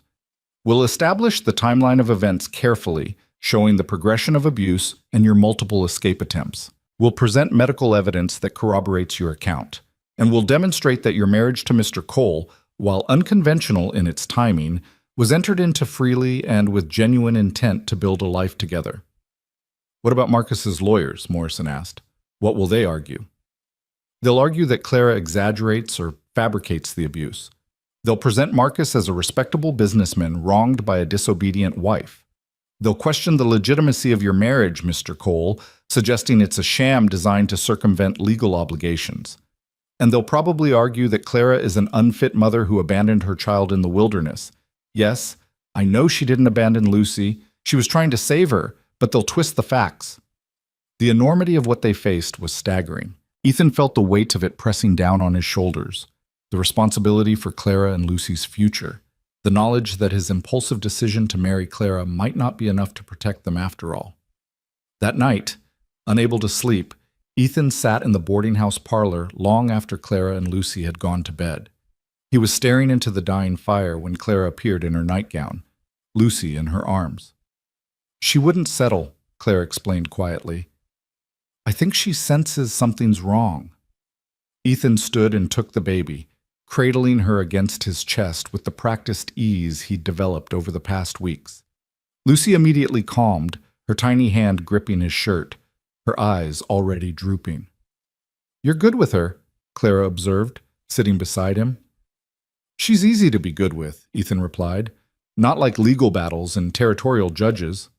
Clara was quiet for a moment, watching Lucy fall asleep in Ethan's arms. "I'm sorry I got you into this. You should be somewhere free right now, not tied to a woman with more problems than prospects." "Stop apologizing for existing," Ethan said firmly. "I made my choice. I'd make it again." "Even knowing how complicated it would become?" "Especially knowing that." He looked at her seriously. "Clara, the day I found you and Lucy in that grass, I stopped being the man I was before. I can't go back to drifting, to living only for myself. You and Lucy changed me. That's not something to apologize for." "But if we lose, we'll figure something out," Ethan interrupted. "Running, hiding, I don't know, but I'm not letting Marcus take you back. That's not going to happen." Clara's eyes filled with tears. "You'd become a fugitive for us? Risk everything you've built here?" "I'd risk a lot more than that," Ethan said simply. She reached out and touched his face gently, a gesture she'd never made before. "I wish I could give you what you deserve. A real wife, a real marriage, not this complicated mess where I can barely stand to be touched." "You give me plenty," Ethan said, catching her hand and holding it gently. "You give me purpose. You give me Lucy's smiles and your trust and the chance to be something more than just another cowboy. That's more than I ever expected from life." "But it's not enough," Clara whispered. "Not for a whole lifetime." "Let me decide what's enough for me," Ethan said. "You focus on getting ready for the trial. Focus on being strong enough to stand up there and tell your truth. The rest, what this marriage is or isn't, we'll figure that out after we've won." Clara leaned her head against his shoulder, a gesture of trust and exhaustion. They sat like that for a long time, Lucy sleeping between them, the fire burning low, both of them trying not to think about what failure would mean. The 3 weeks before the trial passed in a blur of preparation. Brennan drilled Clara on her testimony, teaching her how to answer questions clearly and calmly, how to resist the emotional manipulation Marcus's lawyers would surely attempt. He worked with Ethan on his own testimony, establishing the timeline of events and his motivations. Morrison compiled medical records into an organized file that would be devastating in its clinical documentation of abuse. But despite all the preparation, as the day of the trial approached, tension mounted. Clara's nightmares worsened. Ethan found himself increasingly short-tempered, snapping at minor problems at the livery. Even Lucy seemed affected, crying more than usual and clinging to both her parents with desperate intensity. The night before they were to leave for Rapid City, Ethan found Clara packing their few belongings with shaking hands. Tears streamed down her face as she folded Lucy's tiny clothes. "I can't do this," she said when she noticed him watching. "I can't stand in that courtroom and face him and relive everything and risk losing anyway. I can't, Ethan." He crossed the room and took the baby clothes from her hands, setting them aside. Then, breaking their unspoken rule about physical contact, he pulled her into his arms. She stiffened initially, but then collapsed against him, sobbing into his chest while he held her and murmured reassurances he wasn't sure he believed. "You're the strongest person I know," he said quietly. "You survived years with Marcus. You escaped with a newborn baby. You walked through the wilderness refusing to give up. You can do this too." "What if it's not enough? What if we lose and he takes us and this is the last night we're ever free?" "Then we'll have this night," Ethan said. "We'll have tonight, and the memory of what we tried to build. Marcus can take your future, but he can't take the fact that you fought back, that you chose your own path for as long as you could." Clara pulled back to look at him, her eyes red from crying. "Hold me," she whispered. "Not like a husband holds a wife, just like a friend holds someone who's scared. Please." Ethan led her to the bed and lay down, fully clothed, pulling her against his side with one arm while she curled into his warmth. It was the closest they'd been since their marriage. The most vulnerable Clara had allowed herself to be. He could feel her heartbeat racing, feel the tremors that ran through her body, and he held her carefully, like something precious and breakable. "I've got you," he murmured. "Whatever happens tomorrow, tonight, I've got you." She cried herself to sleep in his arms, and Ethan lay awake listening to her breathing, gradually slow and steady. Lucy slept in her cradle nearby, innocent and trusting. 2 lives depending on him to be strong enough, smart enough, determined enough to protect them from a man who had law and money and tradition on his side. The odds were terrible. The chances of winning seemed slim, but lying there in the darkness with his wife asleep against him and his daughter breathing softly nearby, Ethan felt something crystallize inside him, a determination so fierce it bordered on rage. Marcus Whitmore wanted a fight? He'd get one. And whatever the outcome, Ethan would make damn sure Marcus knew he'd been in a battle. They left for Rapid City at dawn, taking Morrison's wagon since Clara and Lucy couldn't manage the journey on horseback. Brennan rode alongside them, still reviewing notes and strategy. The 2-day trip was tense and quiet, everyone lost in their own thoughts about what was coming.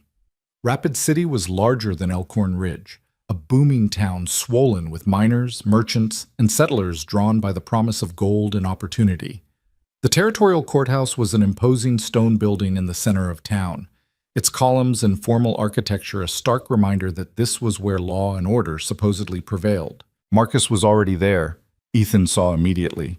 His expensive carriage stood outside a hotel across from the courthouse, and through the hotel window, Ethan could see him conferring with 2 well-dressed men who could only be his lawyers. Marcus looked up at that moment, and their eyes met across the street. The hatred in Marcus's gaze was palpable, promising that whatever happened in that courtroom, this was far from over. Brennan had secured them rooms in a more modest establishment near the courthouse. That evening, he ran through final preparations with Clara one last time. "They're going to try to shake you," he warned.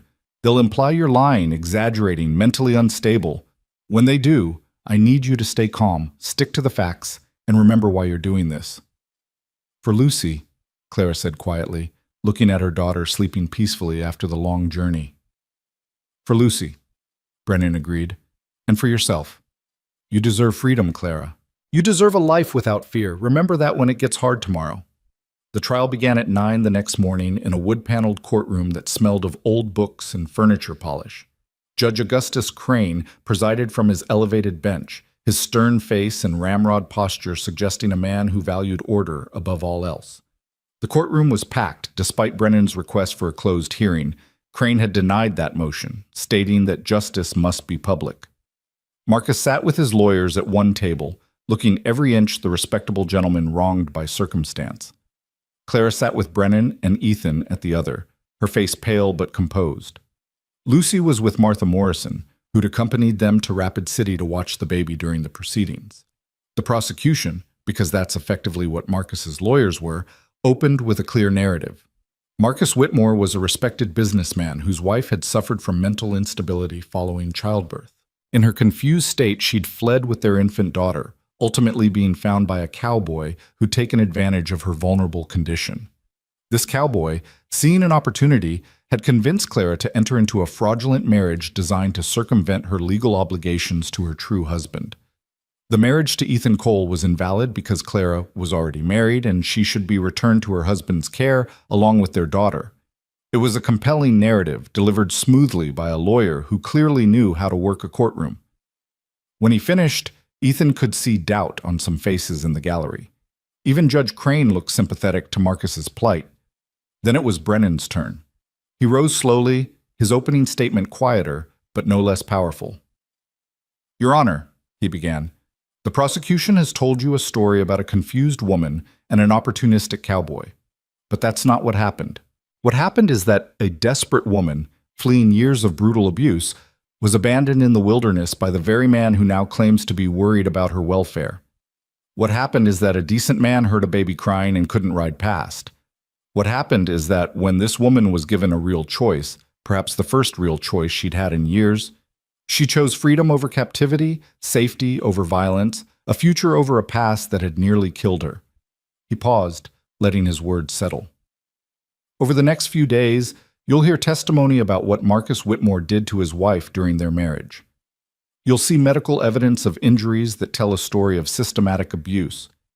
You'll hear from witnesses who saw Clara Cole's condition when she first arrived in Elkhorn Ridge. And you'll have to decide which narrative makes more sense. A confused woman who wandered off and was taken advantage of, or a brave woman who finally found the courage to escape and was given help by someone who asked for nothing in return. The battle was joined. Over the next 2 days, witnesses testified, evidence was presented, and the truth of Clara's suffering was laid bare for the courtroom to see. Morrison testified about her injuries, describing them with clinical precision that was damning in its detail. Martha described finding Clara unconscious and fevered, the baby starving and dehydrated. Sheriff Wade testified about Marcus's threatening behavior when he'd come to Elkhorn Ridge. But Marcus's lawyers fought back hard. They produced character witnesses who swore Marcus was a kind husband, that they'd never seen him raise a hand to Clara. They suggested that her injuries could have been sustained during her flight through the wilderness rather than at Marcus's hands. They painted a picture of a woman prone to hysteria and exaggeration, someone not in her right mind after giving birth. Through it all, Clara sat silent and rigid, her hands clenched in her lap as her life was dissected and debated. Ethan wanted to reach for her, to offer comfort, but Brennan had advised against any displays of affection in court. It might look staged, calculated. Finally, on the third day, Clara was called to testify. As she walked to the witness stand, Ethan saw her hands trembling, saw the terror in her eyes. But she raised her right hand and swore to tell the truth, her voice clear despite her fear. Brennan led her through the story gently, establishing the timeline of her marriage to Marcus, the escalating abuse, her escape attempts. Clara spoke in a steady voice, describing horrors in clinical detail. The broken ribs, the black eyes, the times Marcus had choked her until she passed out. The courtroom was utterly silent, every person riveted by her testimony. Then came the cross-examination, and Marcus's lead lawyer showed no mercy. He paced in front of Clara like a predator, his questions designed to undermine and humiliate. "Mrs. Whitmore, and that is your legal name, isn't it? You claim my client abused you for years, yet you never reported this abuse to authorities, did you?" "No," Clara admitted. "Why not? Surely if the abuse was as severe as you claim—" "Because I was afraid," Clara said. "Afraid he'd kill me if I tried, and because I knew no one would believe me. Marcus was respected, wealthy. I was just his wife." "Or perhaps there was no abuse to report," the lawyer suggested. "Perhaps these injuries you claim were caused by something else entirely. Falls, accidents, your own clumsiness." "No," Clara said firmly. "Marcus hit me, repeatedly, for years. And yet you stayed with him. You continued to live as his wife, to share his bed, to bear his child. Doesn't that suggest the situation wasn't as terrible as you now claim?" Clara's face flushed with anger and shame. "I stayed because I had no choice. I stayed because leaving meant risking my life. I stayed until I couldn't anymore, until I had a daughter who I refused to let grow up watching what I endured." The lawyer switched tactics. "Tell me about Ethan Cole. How long had you known him when you married him?" "Less than a month," Clara admitted. "Less than a month," the lawyer repeated. "And yet you claim this marriage is legitimate, entered into freely and with genuine intent." "Yes." "Isn't it true that you married Mr. Cole specifically to avoid returning to my client? That it was a calculated legal strategy rather than a genuine marriage?" Clara hesitated, and Ethan saw the trap closing. If she admitted the marriage was partly strategic, it undermined their case. If she denied it, she'd be lying under oath. "It was both," Clara said finally, her voice strong. "Yes, I needed protection from Marcus. Yes, marrying Ethan gave me legal standing I didn't have before. But I also married him because he showed me kindness when I'd forgotten what that felt like. Because he gave me choices instead of taking them away. Because he's been more of a husband in 1 month than Marcus was in 3 years. So yes, it was strategy, but it was also real." The answer seemed to catch the lawyer off guard. He fumbled briefly before recovering. "You claim Mr. Cole has been a good husband. Yet isn't it true that you barely know him? That this entire marriage is built on desperation rather than any genuine foundation? Before Clara could answer, the courtroom door burst open. A deputy marshal strode in, heading directly for Judge Crane's bench.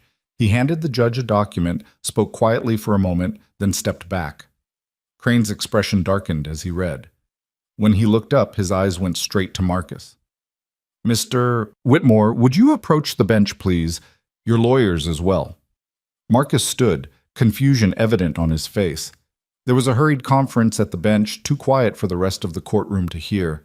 But Ethan watched Marcus's face go from confusion to shock to rage. Whatever was in that document, it wasn't good for him. Crane's voice cut through the murmuring crowd. "We'll take a 30-minute recess while I review this new information. Everyone is to remain available. This trial is not concluded."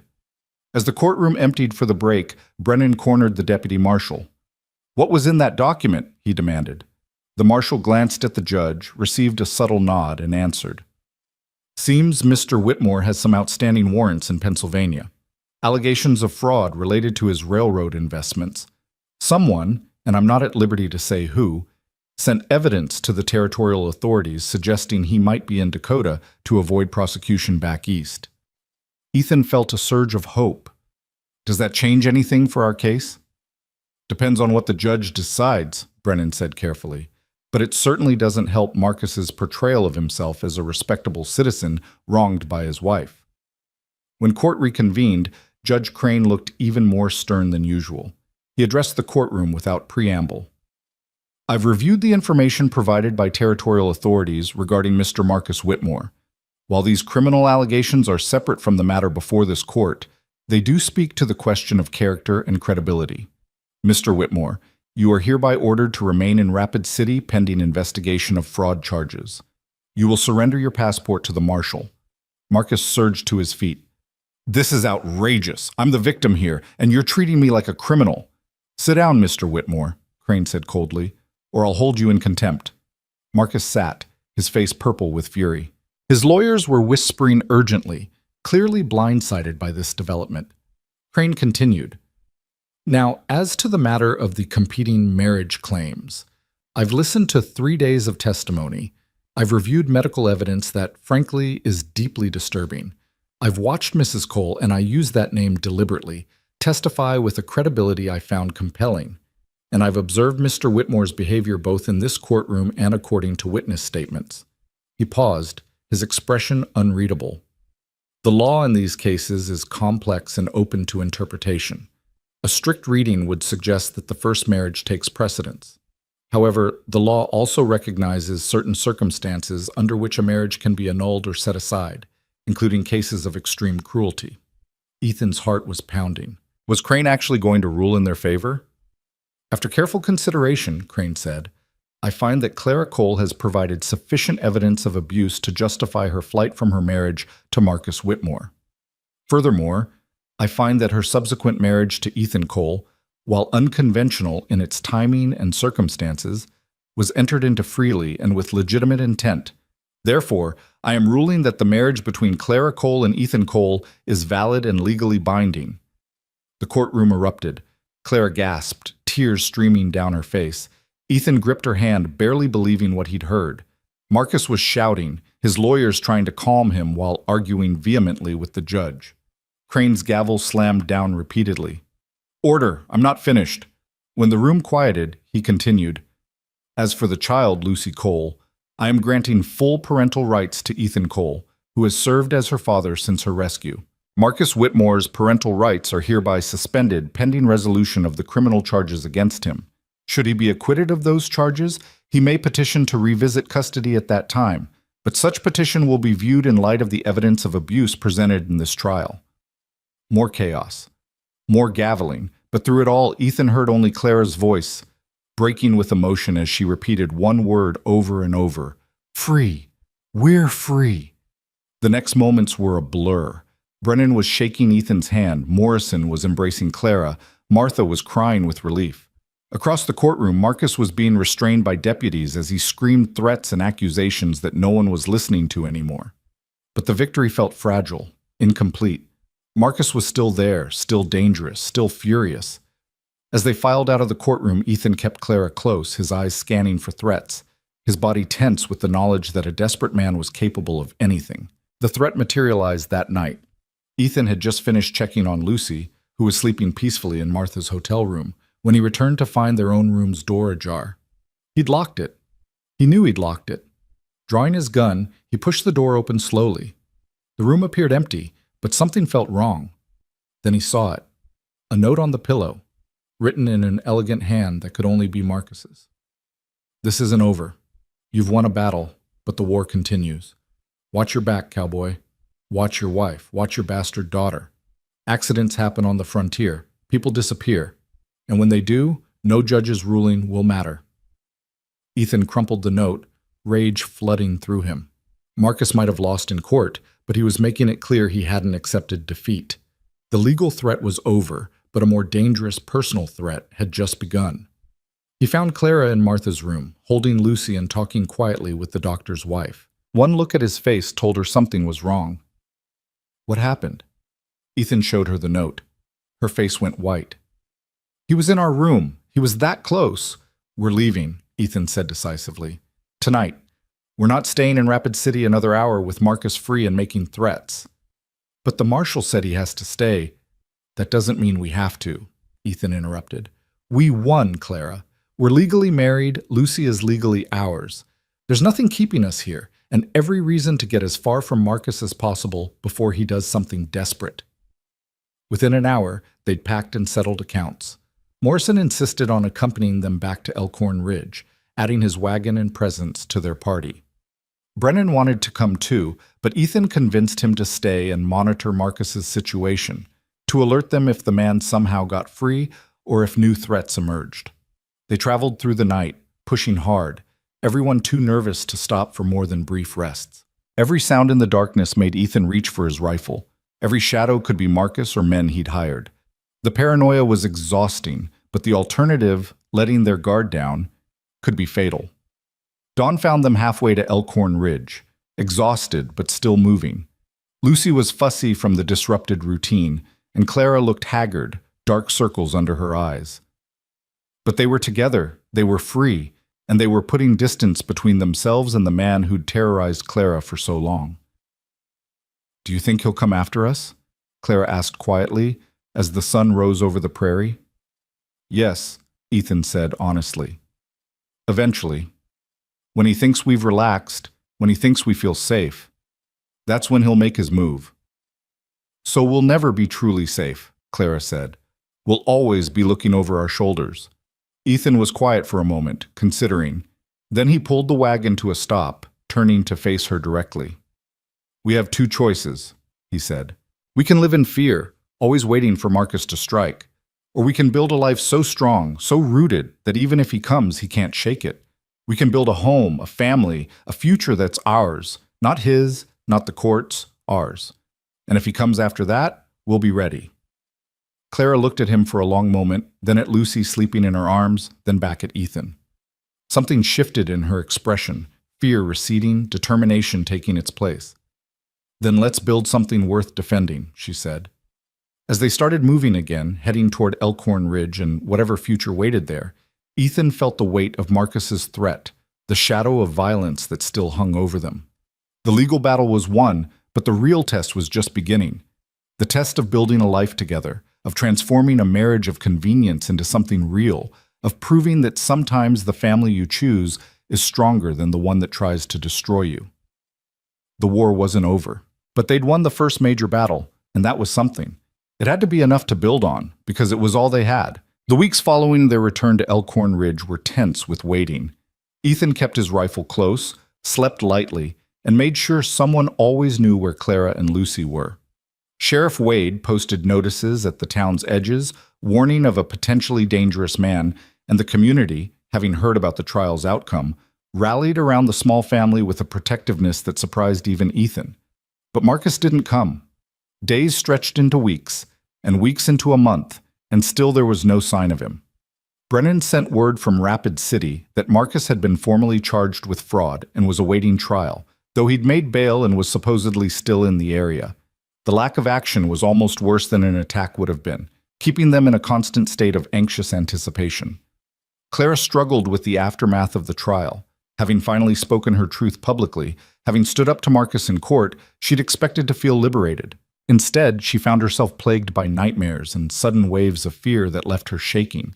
She'd flinch at unexpected sounds, panic if Ethan was late returning from work, and spend hours watching Lucy sleep as if to reassure herself the baby was still there. "It's normal," Morrison told Ethan one evening when he confided his concerns. "She spent years living in fear, and that doesn't just disappear because a judge ruled in her favor.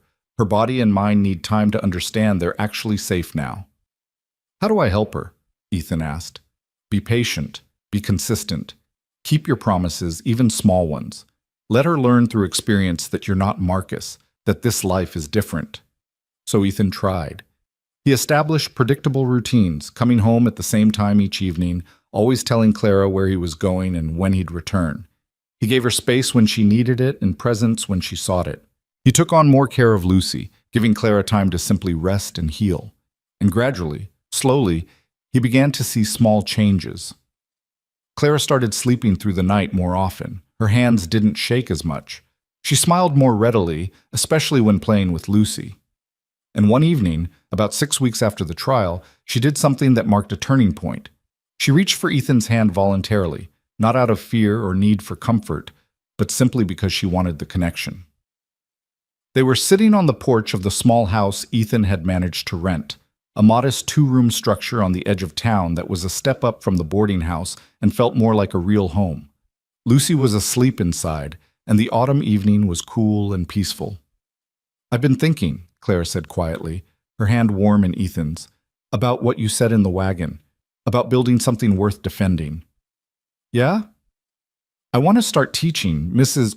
Henderson mentioned that several families have been asking about education for their children. I thought I could start small, maybe just a few students in our front room.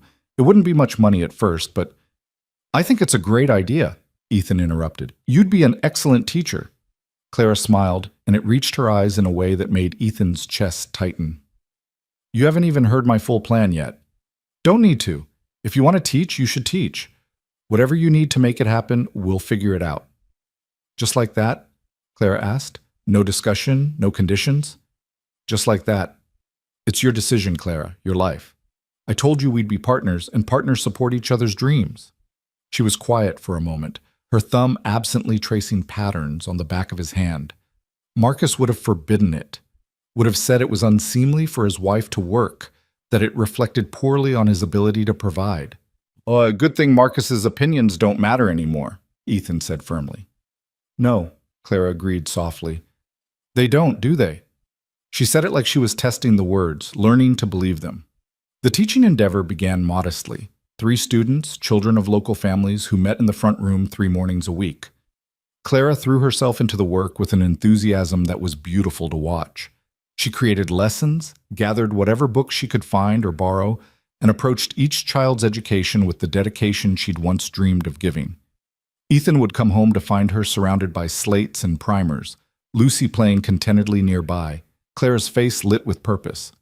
Those moments convinced him more than any words could that they'd made the right choice, that the risks they'd taken had been worth it. But the shadow of Marcus still lingered, and Ethan couldn't fully relax. He kept his vigilance, maintained his routines of checking locks and watching for strangers. And his caution proved warranted when, 2 months after the trial, Brennan sent an urgent telegram. "Marcus acquitted on technicality. Left Rapid City 3 days ago. Destination unknown. Be cautious." Ethan's blood ran cold. He found Wade immediately, showed him the telegram, and together they prepared for what felt inevitable. The sheriff organized a watch rotation, with trusted men keeping eyes on the roads into town. Ethan moved Clara and Lucy to Morrison's house temporarily. The doctor's place was more defensible and had more people around. "He's coming," Clara said flatly when Ethan explained the situation. There was fear in her eyes, but also a steely determination that hadn't been there before. "This is it, isn't it? The confrontation we've been dreading." "Maybe," Ethan admitted, "or maybe he's headed somewhere else entirely. But I'm not taking chances with you and Lucy." 3 more days passed with no sign of Marcus. The tension in Elkhorn Ridge was palpable, everyone on edge, waiting for violence that seemed inevitable but refused to arrive. Then, on the fourth night, everything came to a head. Ethan was making a final check of the Morrison property before trying to sleep when he heard horses approaching fast. He grabbed his rifle and moved to the window, his heart pounding. In the moonlight, he could see riders, 3 of them, moving purposefully toward the house. "Wade!" he called out. The sheriff had been sleeping in Morrison's parlor for exactly this reason. "We've got company!" The household erupted into controlled chaos. Wade grabbed his shotgun, Morrison armed himself with an old army revolver, and Martha hustled Clara and Lucy into the back room where they'd prepared a hiding space behind a heavy wardrobe. The riders pulled up outside, and Ethan's worst fears were confirmed. Marcus sat on the lead horse, flanked by 2 rough-looking men who were clearly hired muscle rather than lawyers or lawmen. In the moonlight, Marcus looked haggard and wild, nothing like the polished businessman who'd appeared in court. "Ethan Cole!" Marcus shouted. "I know you're in there. Send out my wife and daughter, or we're coming in." Wade moved to the door, his badge visible in the lamplight. "Marcus Whitmore, you're trespassing and making threats. Turn around and leave, or I'll arrest you for disturbing the peace." "Arrest me?" Marcus laughed, and the sound was unhinged. "You think I care about your frontier justice? You think your little court ruling means anything? Clara is my wife. The child is mine, and I'm taking them back tonight." "Over my dead body," Ethan called out, positioning himself where he had a clear shot if needed. "That can be arranged," one of Marcus's hired men growled, his hand moving to his gun. "Everyone calm down," Wade said firmly. "Nobody needs to die here tonight. Mr. Whitmore, you lost your case in court. You lost your parental rights. This isn't legal, and you know it." "I don't care about legal," Marcus roared. "I care about what's mine. 3 years I invested in that woman, tolerating her weakness, her defiance. I gave her everything, and she repays me by running off with some cowboy? By making me look like a fool? No, that ends tonight." Ethan felt cold certainty settle over him. Marcus had gone past reason, past law, into pure obsession and rage. There would be no talking him down, no peaceful resolution. This was ending one way or another. "Clara isn't yours," Ethan called out. "She never was. She's a person, not property. And she chose to leave you because you're a violent bastard who doesn't understand the difference between a wife and a possession." Marcus dismounted, his face twisted with fury. This is all your fault. If you'd just ridden past them that day, if you'd minded your own business, everything would be fine. But you had to play hero. You had to steal what was mine." "I didn't steal anything," Ethan said. "I offered help to someone who needed it. The rest was Clara's choice." "She doesn't get to choose," Marcus screamed, and in that moment Ethan saw the complete break from sanity. This man would never accept defeat, would never acknowledge Clara's autonomy. He would rather destroy everything than admit he'd lost. Marcus reached for his gun, and several things happened simultaneously. Wade shouted a warning, Ethan's rifle came up, and the 2 hired men drew their weapons. For a frozen second, everyone was armed and aimed and one trigger pull away from bloodshed. Then Clara stepped out onto the porch, Lucy in her arms. "Clara, no!" Ethan shouted, trying to move in front of her, but she sidestepped him with surprising speed. "Stop!" she called out, her voice cutting through the tension. "Marcus, stop this madness right now!" Marcus stared at her, his gun half raised, shock and hunger warring on his face. "Clara, you're here. You're actually here." "Of course I'm here," Clara said, and her voice was steady despite the trembling Ethan could see in her hands. "This is my home. These are my people, and you need to leave." "Your home?" Marcus laughed bitterly. "Your home is with me, in Philadelphia, where you belong. This frontier hovel, this pretend life with this cowboy, it's not real, Clara. It's some fantasy you've concocted in your damaged mind." "No," Clara said firmly. "My life with you was the fantasy. The fantasy that if I was obedient enough, quiet enough, perfect enough, you'd stop hurting me. The fantasy that you'd ever see me as anything more than property.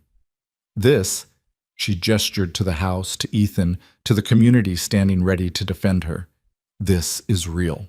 This is people who care about me as a person, not as an object they own."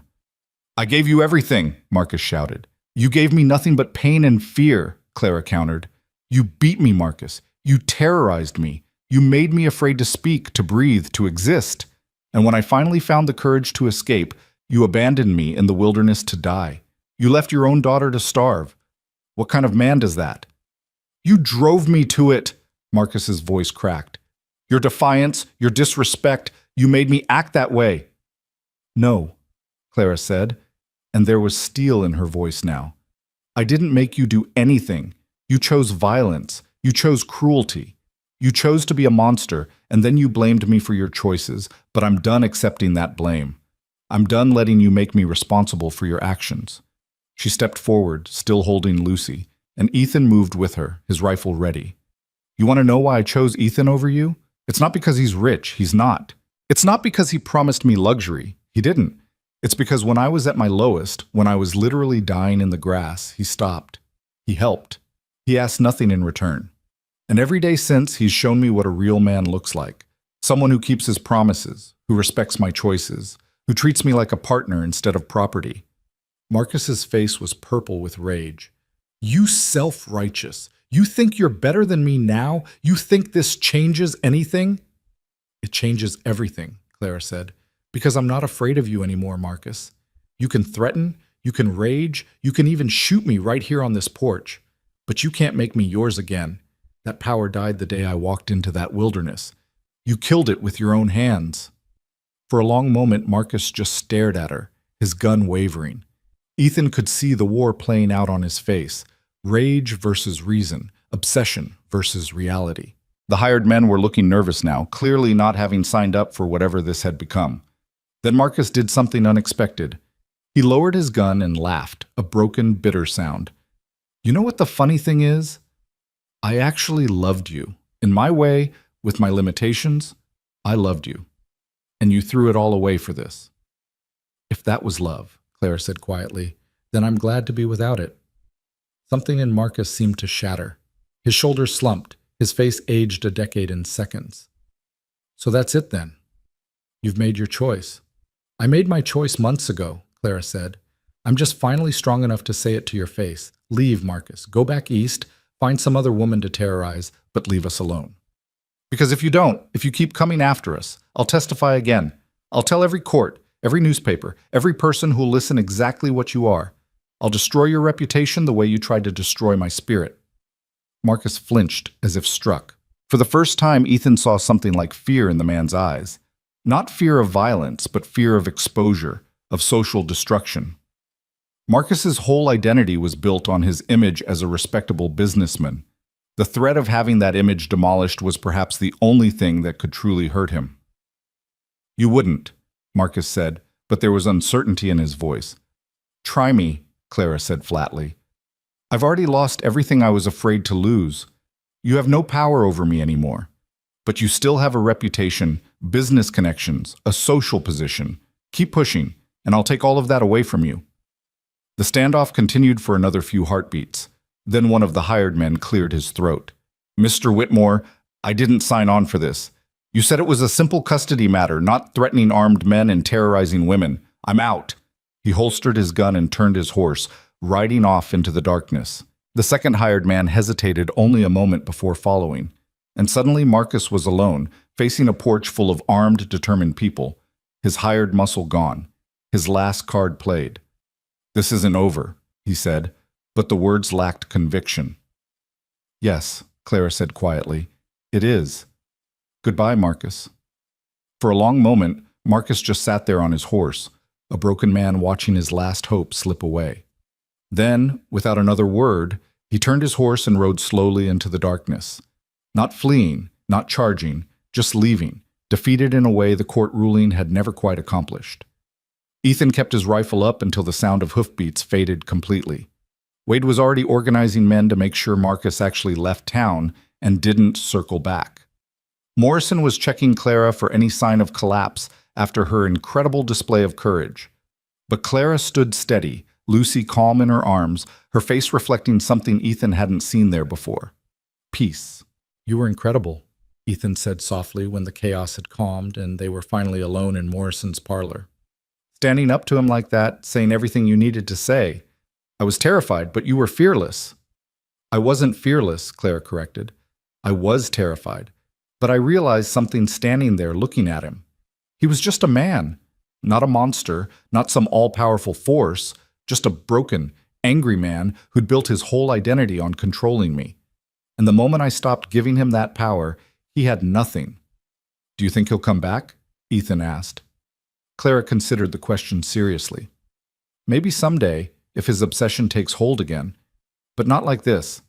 I saw something break in him tonight. He realized he'd lost, truly lost. And men like Marcus need to win. Facing the fact that he can't have me, that I chose someone else and am happy, that's a wound to his ego that will hurt far more than any court ruling." She shifted Lucy to her other arm, the baby sleeping peacefully through the entire dramatic evening. "And if he does come back, we'll face him together. As partners. As family. And we'll win again." The word family hung in the air between them, weighted with new meaning. Ethan reached out and gently touched Lucy's tiny hand, and the baby's fingers curled around his reflexively, even in sleep. "Is that what we are now?" he asked quietly. "A real family?" Clara looked at him, really looked at him, and Ethan saw something shift in her eyes. "We've been a family for a while now, I think. I was just too scared to admit it." "And now?" "Now I'm still scared," Clara admitted. "But I'm also happy. And I think maybe I'm ready to try to build something real with you. Not just a legal arrangement or a strategic partnership, but something more." Ethan's heart was pounding. What does that mean? Clara set Lucy carefully in her cradle, then turned back to Ethan. She took both his hands in hers, a gesture she'd never initiated before. "It means I want to try to be a real wife to you, if you'll have me. Not right away. I'm still healing, still learning to trust. But someday, if you're willing to be patient." "I've got nothing but patience," Ethan said, his voice rough with emotion. "I told you from the start, Clara. We do this at your pace. That hasn't changed." "I know," Clara said softly. "And that's why I think I can do this. Because you've never demanded, never pressured. You've just been steady and kind and everything Marcus never was." She paused, gathering courage. "I don't know if I can ever love the way normal people do. Marcus damaged something in me, and I don't know if it can be fully repaired." "Then we'll figure out our own kind of love," Ethan said simply. "One built on trust and partnership and choosing each other every day. That's enough for me if it's enough for you." Tears were streaming down Clara's face, but she was smiling. "It's more than enough.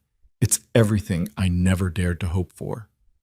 They stood there in Morrison's lamplight parlor, hands clasped, and Ethan felt something slot into place in his chest.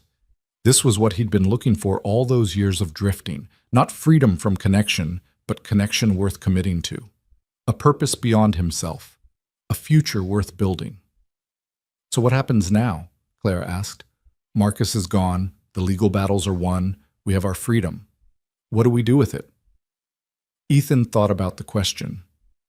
"We build that life you talked about. We expand your teaching, maybe get a real schoolhouse going. We save up and buy some land, build a proper house. We raise Lucy to be strong and free and nothing like her biological father. We build something that's ours." "That sounds perfect," Claire said. "Ordinary and perfect and nothing like the life I thought I'd have." "Ordinary is underrated," Ethan said with a slight smile. "I'll take ordinary and safe over dramatic and dangerous any day." They returned to their small rented house the next morning, and life in Elkhorn Ridge slowly returned to normal. Wade confirmed that Marcus had left town, and according to sources, had returned east. Brennan sent word that Marcus was focusing on rebuilding his business reputation, and seemed to have finally accepted that Clara was lost to him. The months that followed were transformative. Clara's teaching expanded to 8 students, then 12. The front room of their house became a proper classroom, and talk began about raising funds for a real school building. Clara bloomed in the work, her confidence growing as she discovered she had real talent for teaching, and that the community valued her contribution. Ethan continued working at the livery, but he also began buying small parcels of land on the edge of town with an eye toward eventual ranching. It was a long-term dream, something to build toward, but having that future goal gave their daily work purpose and direction. Lucy grew from an infant into a toddler, her personality emerging in delightful ways. She was fearless and curious, always exploring, always laughing.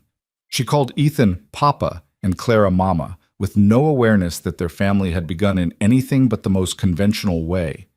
To her, they were simply her parents, and the love between them was the only reality she knew. And slowly, carefully, Clara and Ethan's partnership deepened into something more. It happened in small moments. Clara reaching for Ethan's hand during an evening walk, Ethan kissing her forehead when he left for work, quiet conversations late at night where they shared dreams and fears and the mundane details of their days. There was no dramatic declaration, no single moment where everything changed, just a gradual weaving together of two lives into something unified and strong. 6 months after the confrontation with Marcus, on a spring evening warm with promise, Clara initiated their first real kiss. It was gentle and tentative, both of them learning each other carefully. When they pulled apart, Clara was crying. "Are you all right?" Ethan asked, concerned. "I'm happy," Clara said, wonder in her voice. "I'm actually happy, and I forgot what that felt like." They took things slowly, respecting Clara's pace and her lingering fears. But bit by bit, touch by touch, they built physical intimacy alongside their emotional connection.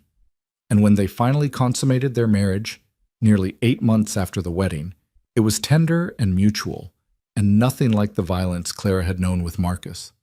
Afterward, lying in Ethan's arms in the darkness of their bedroom, Clara spoke the truth she'd been afraid to say. "I love you," she whispered. "I didn't think I could, but I do. I love you, Ethan Cole."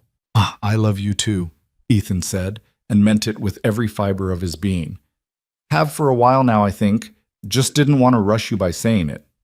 "You can say it now," Clara said. "Say it as often as you want. I'm ready to hear it." A year after Ethan had found them in the grass, the Cole family had grown roots so deep that Marcus's shadow had finally faded entirely. They'd purchased 20 acres and began building a house. Nothing grand, but solid and theirs. Clara's school had 15 students and a waiting list. Lucy was walking and talking and filling their days with joy, and Ethan had transformed from a drifting cowboy into a husband and father who couldn't imagine any other life. They were sitting on the porch of their new house one evening, watching the sunset paint the prairie in shades of gold and crimson, when a rider approached. For a moment, old fears flickered, but the rider was just delivering mail. Among the letters was one from Brennan with important news. "Marcus Whitmore died last month," Ethan read aloud. "Pneumonia, apparently. His lawyers contacted me to confirm that his estate makes no claim on Lucy or you. You're free, legally and finally." Clara was quiet for a long moment, processing. Ethan watched her carefully, trying to gauge her reaction. "I should feel something," Clara said finally. "Relief, or vindication, or maybe even sadness. But I just feel nothing. Like he was already dead to me, and this just makes it official." "That's fair," Ethan said. "He was never really a part of Lucy's life anyway. Just a biological fact, not a father." "No," Clara agreed. "You're her father. In every way that matters, you're her father." They sat in comfortable silence, watching the sun sink lower. Lucy was inside napping, soon to wake for dinner. The prairie stretched around them, the same prairie where this had all begun with a baby's cry and a cowboy's choice to stop. "Do you ever regret it?" Clara asked suddenly. "Giving up your freedom, tying yourself to a woman with so many problems?" Ethan pulled her closer, his arm around her shoulders. "Not once. Not for a single second. You and Lucy are the best thing that ever happened to me. Before you, I was just drifting, existing, but not really living. Now I have purpose, partnership, love. Everything I didn't even know I was missing." "We were so broken when you found us," Clara said softly. "Both of us, in different ways. I never thought we'd be whole again." "Maybe we're not whole," Ethan said. "Maybe we're still healing, still learning, but we're healing together, and that makes all the difference." A cry came from inside, Lucy waking up. Clara started to rise, but Ethan stopped her. "I'll get her. You stay here and enjoy the sunset." He found Lucy standing in her crib, arms outstretched, her face lighting up when she saw him. "Papa?" "Hey, little one," he said, scooping her up. "Good nap?" Lucy babbled something incomprehensible but enthusiastic, and Ethan carried her back to the porch. Clara's face softened, as it always did when she saw them together, and she opened her arms for Lucy to transfer to her lap. "We're going to have to add another room soon," Clara said, bouncing Lucy gently. "This house is already feeling small." "Another room?" Ethan asked. Clara met his eyes, a small smile playing at her lips. "I'm pregnant. About 2 months, I think. I wanted to be sure before I told you." Ethan felt like the breath had been knocked out of him. "Pregnant? We're going to have another baby?" "If you're happy about it," Clara said, suddenly uncertain. "I know we didn't plan—" "Happy?" Ethan laughed, joy bubbling up inside him. "Clara, I'm thrilled. Absolutely thrilled." He pulled her and Lucy into a careful embrace, mindful of the new life growing inside her. "When?" "Late autumn," Morrison thinks. "Right around Lucy's 2nd birthday." They sat there together, a family expanding in all the ways that mattered. 2 years ago, Ethan had been a lone cowboy with no ties and no purpose. Now he was a husband, a father, soon to be a father twice over. He had a home, a community, a future that stretched out bright with possibility. "What should we name the baby?" Clara asked. "If it's a girl, maybe Grace," Ethan suggested, "for the grace that brought us together. And if it's a boy," Ethan thought for a moment, "Cole Jr. So there's no doubt he's mine, fully mine, from the start." Clara's eyes filled with tears. "You really see them as yours, don't you? Lucy and this new baby, not my children that you're taking care of, but yours." "They are mine," Ethan said simply, "just like you're mine and I'm yours. We're a family, Clara. Built from broken pieces maybe, but still a family." The sun finally set, painting the sky in deep purples and indigos. Stars began emerging, the same stars that had witnessed their journey from strangers to partners to lovers to this moment of complete belonging. "Tell me again," Clara said softly, "about the day you found us." It had become something of a ritual between them, this retelling. Ethan settled back, Lucy drowsing on Clara's lap, and began the story they both knew by heart. "I was riding to Elkhorn Ridge to collect wages from a cattle drive. It was hot, miserable, and I was thinking about heading north to Montana for new work. Then I heard this sound cutting through the wind, a baby crying. At first I thought it was a bird, but something made me investigate." He told the story the way he always did, emphasizing the moment he'd found them, the desperate ride to town, the fear that he might lose them before he'd even really found them. Clara listened with her eyes closed, one hand on Lucy, the other holding Ethan's, anchoring herself to this present reality. "And when I picked Lucy up," Ethan continued, "when I wrapped her in my coat and she grabbed my thumb with that tiny hand, something shifted in me. I knew my life had just changed in ways I couldn't understand yet. I was right, but I never could have imagined how much better that change would make everything." "Do you think it was fate?" Clara asked. "That you were meant to be riding through that exact spot at that exact moment?" "I don't know about fate," Ethan said honestly, "but I know I'm grateful for every choice that led me there. Every job I took, every town I drifted through, every decision that put me on that particular road on that particular day, because it brought me to you." Lucy had fallen asleep against Clara's chest, and Clara's own eyes were growing heavy. Ethan gathered them both up, his wife, his daughter, his growing family, and carried them inside to the bedroom they'd built together. As he settled them into bed, Clara reached for his hand one more time. "Thank you," she whispered, "for stopping that day, for every day since, for building this life with me." "Thank you for letting me," Ethan whispered back, "for trusting me enough to try." He lay down beside them, Clara's head on his shoulder. Lucy curled between them and felt the absolute rightness of this moment. Outside, the prairie stretched vast and wild, the same prairie that had nearly claimed their lives. But inside this small house they'd built together, there was warmth and safety and love. The journey from that desperate cry in the grass to this moment of perfect domestic peace had been anything but smooth. There had been fear and violence, legal battles and confrontations, moments when everything seemed lost. But they'd fought through it all together, building something stronger than either of them could have created alone. Marcus was gone. His shadow finally lifted. The legal battles were won. The threats had faded. And what remained was this: A family forged in crisis, but sustained by choice, by daily decisions to choose each other, to build together, to love, despite and because of all they'd been through. Ethan's last conscious thought before sleep claimed him was of that baby's cry cutting through the wind, calling him to a destiny he'd never imagined but couldn't imagine living without. One choice to stop and help had transformed 3 broken lives into one whole family. That was grace indeed. The story that had begun with desperate cries in the Dakota grass ended here, in a warm bed in a house they'd built themselves, with a family growing in love and size, with a future bright with possibility. It was an ending that felt like a beginning, a resolution that promised continued growth, a peace earned through struggle and sustained by commitment.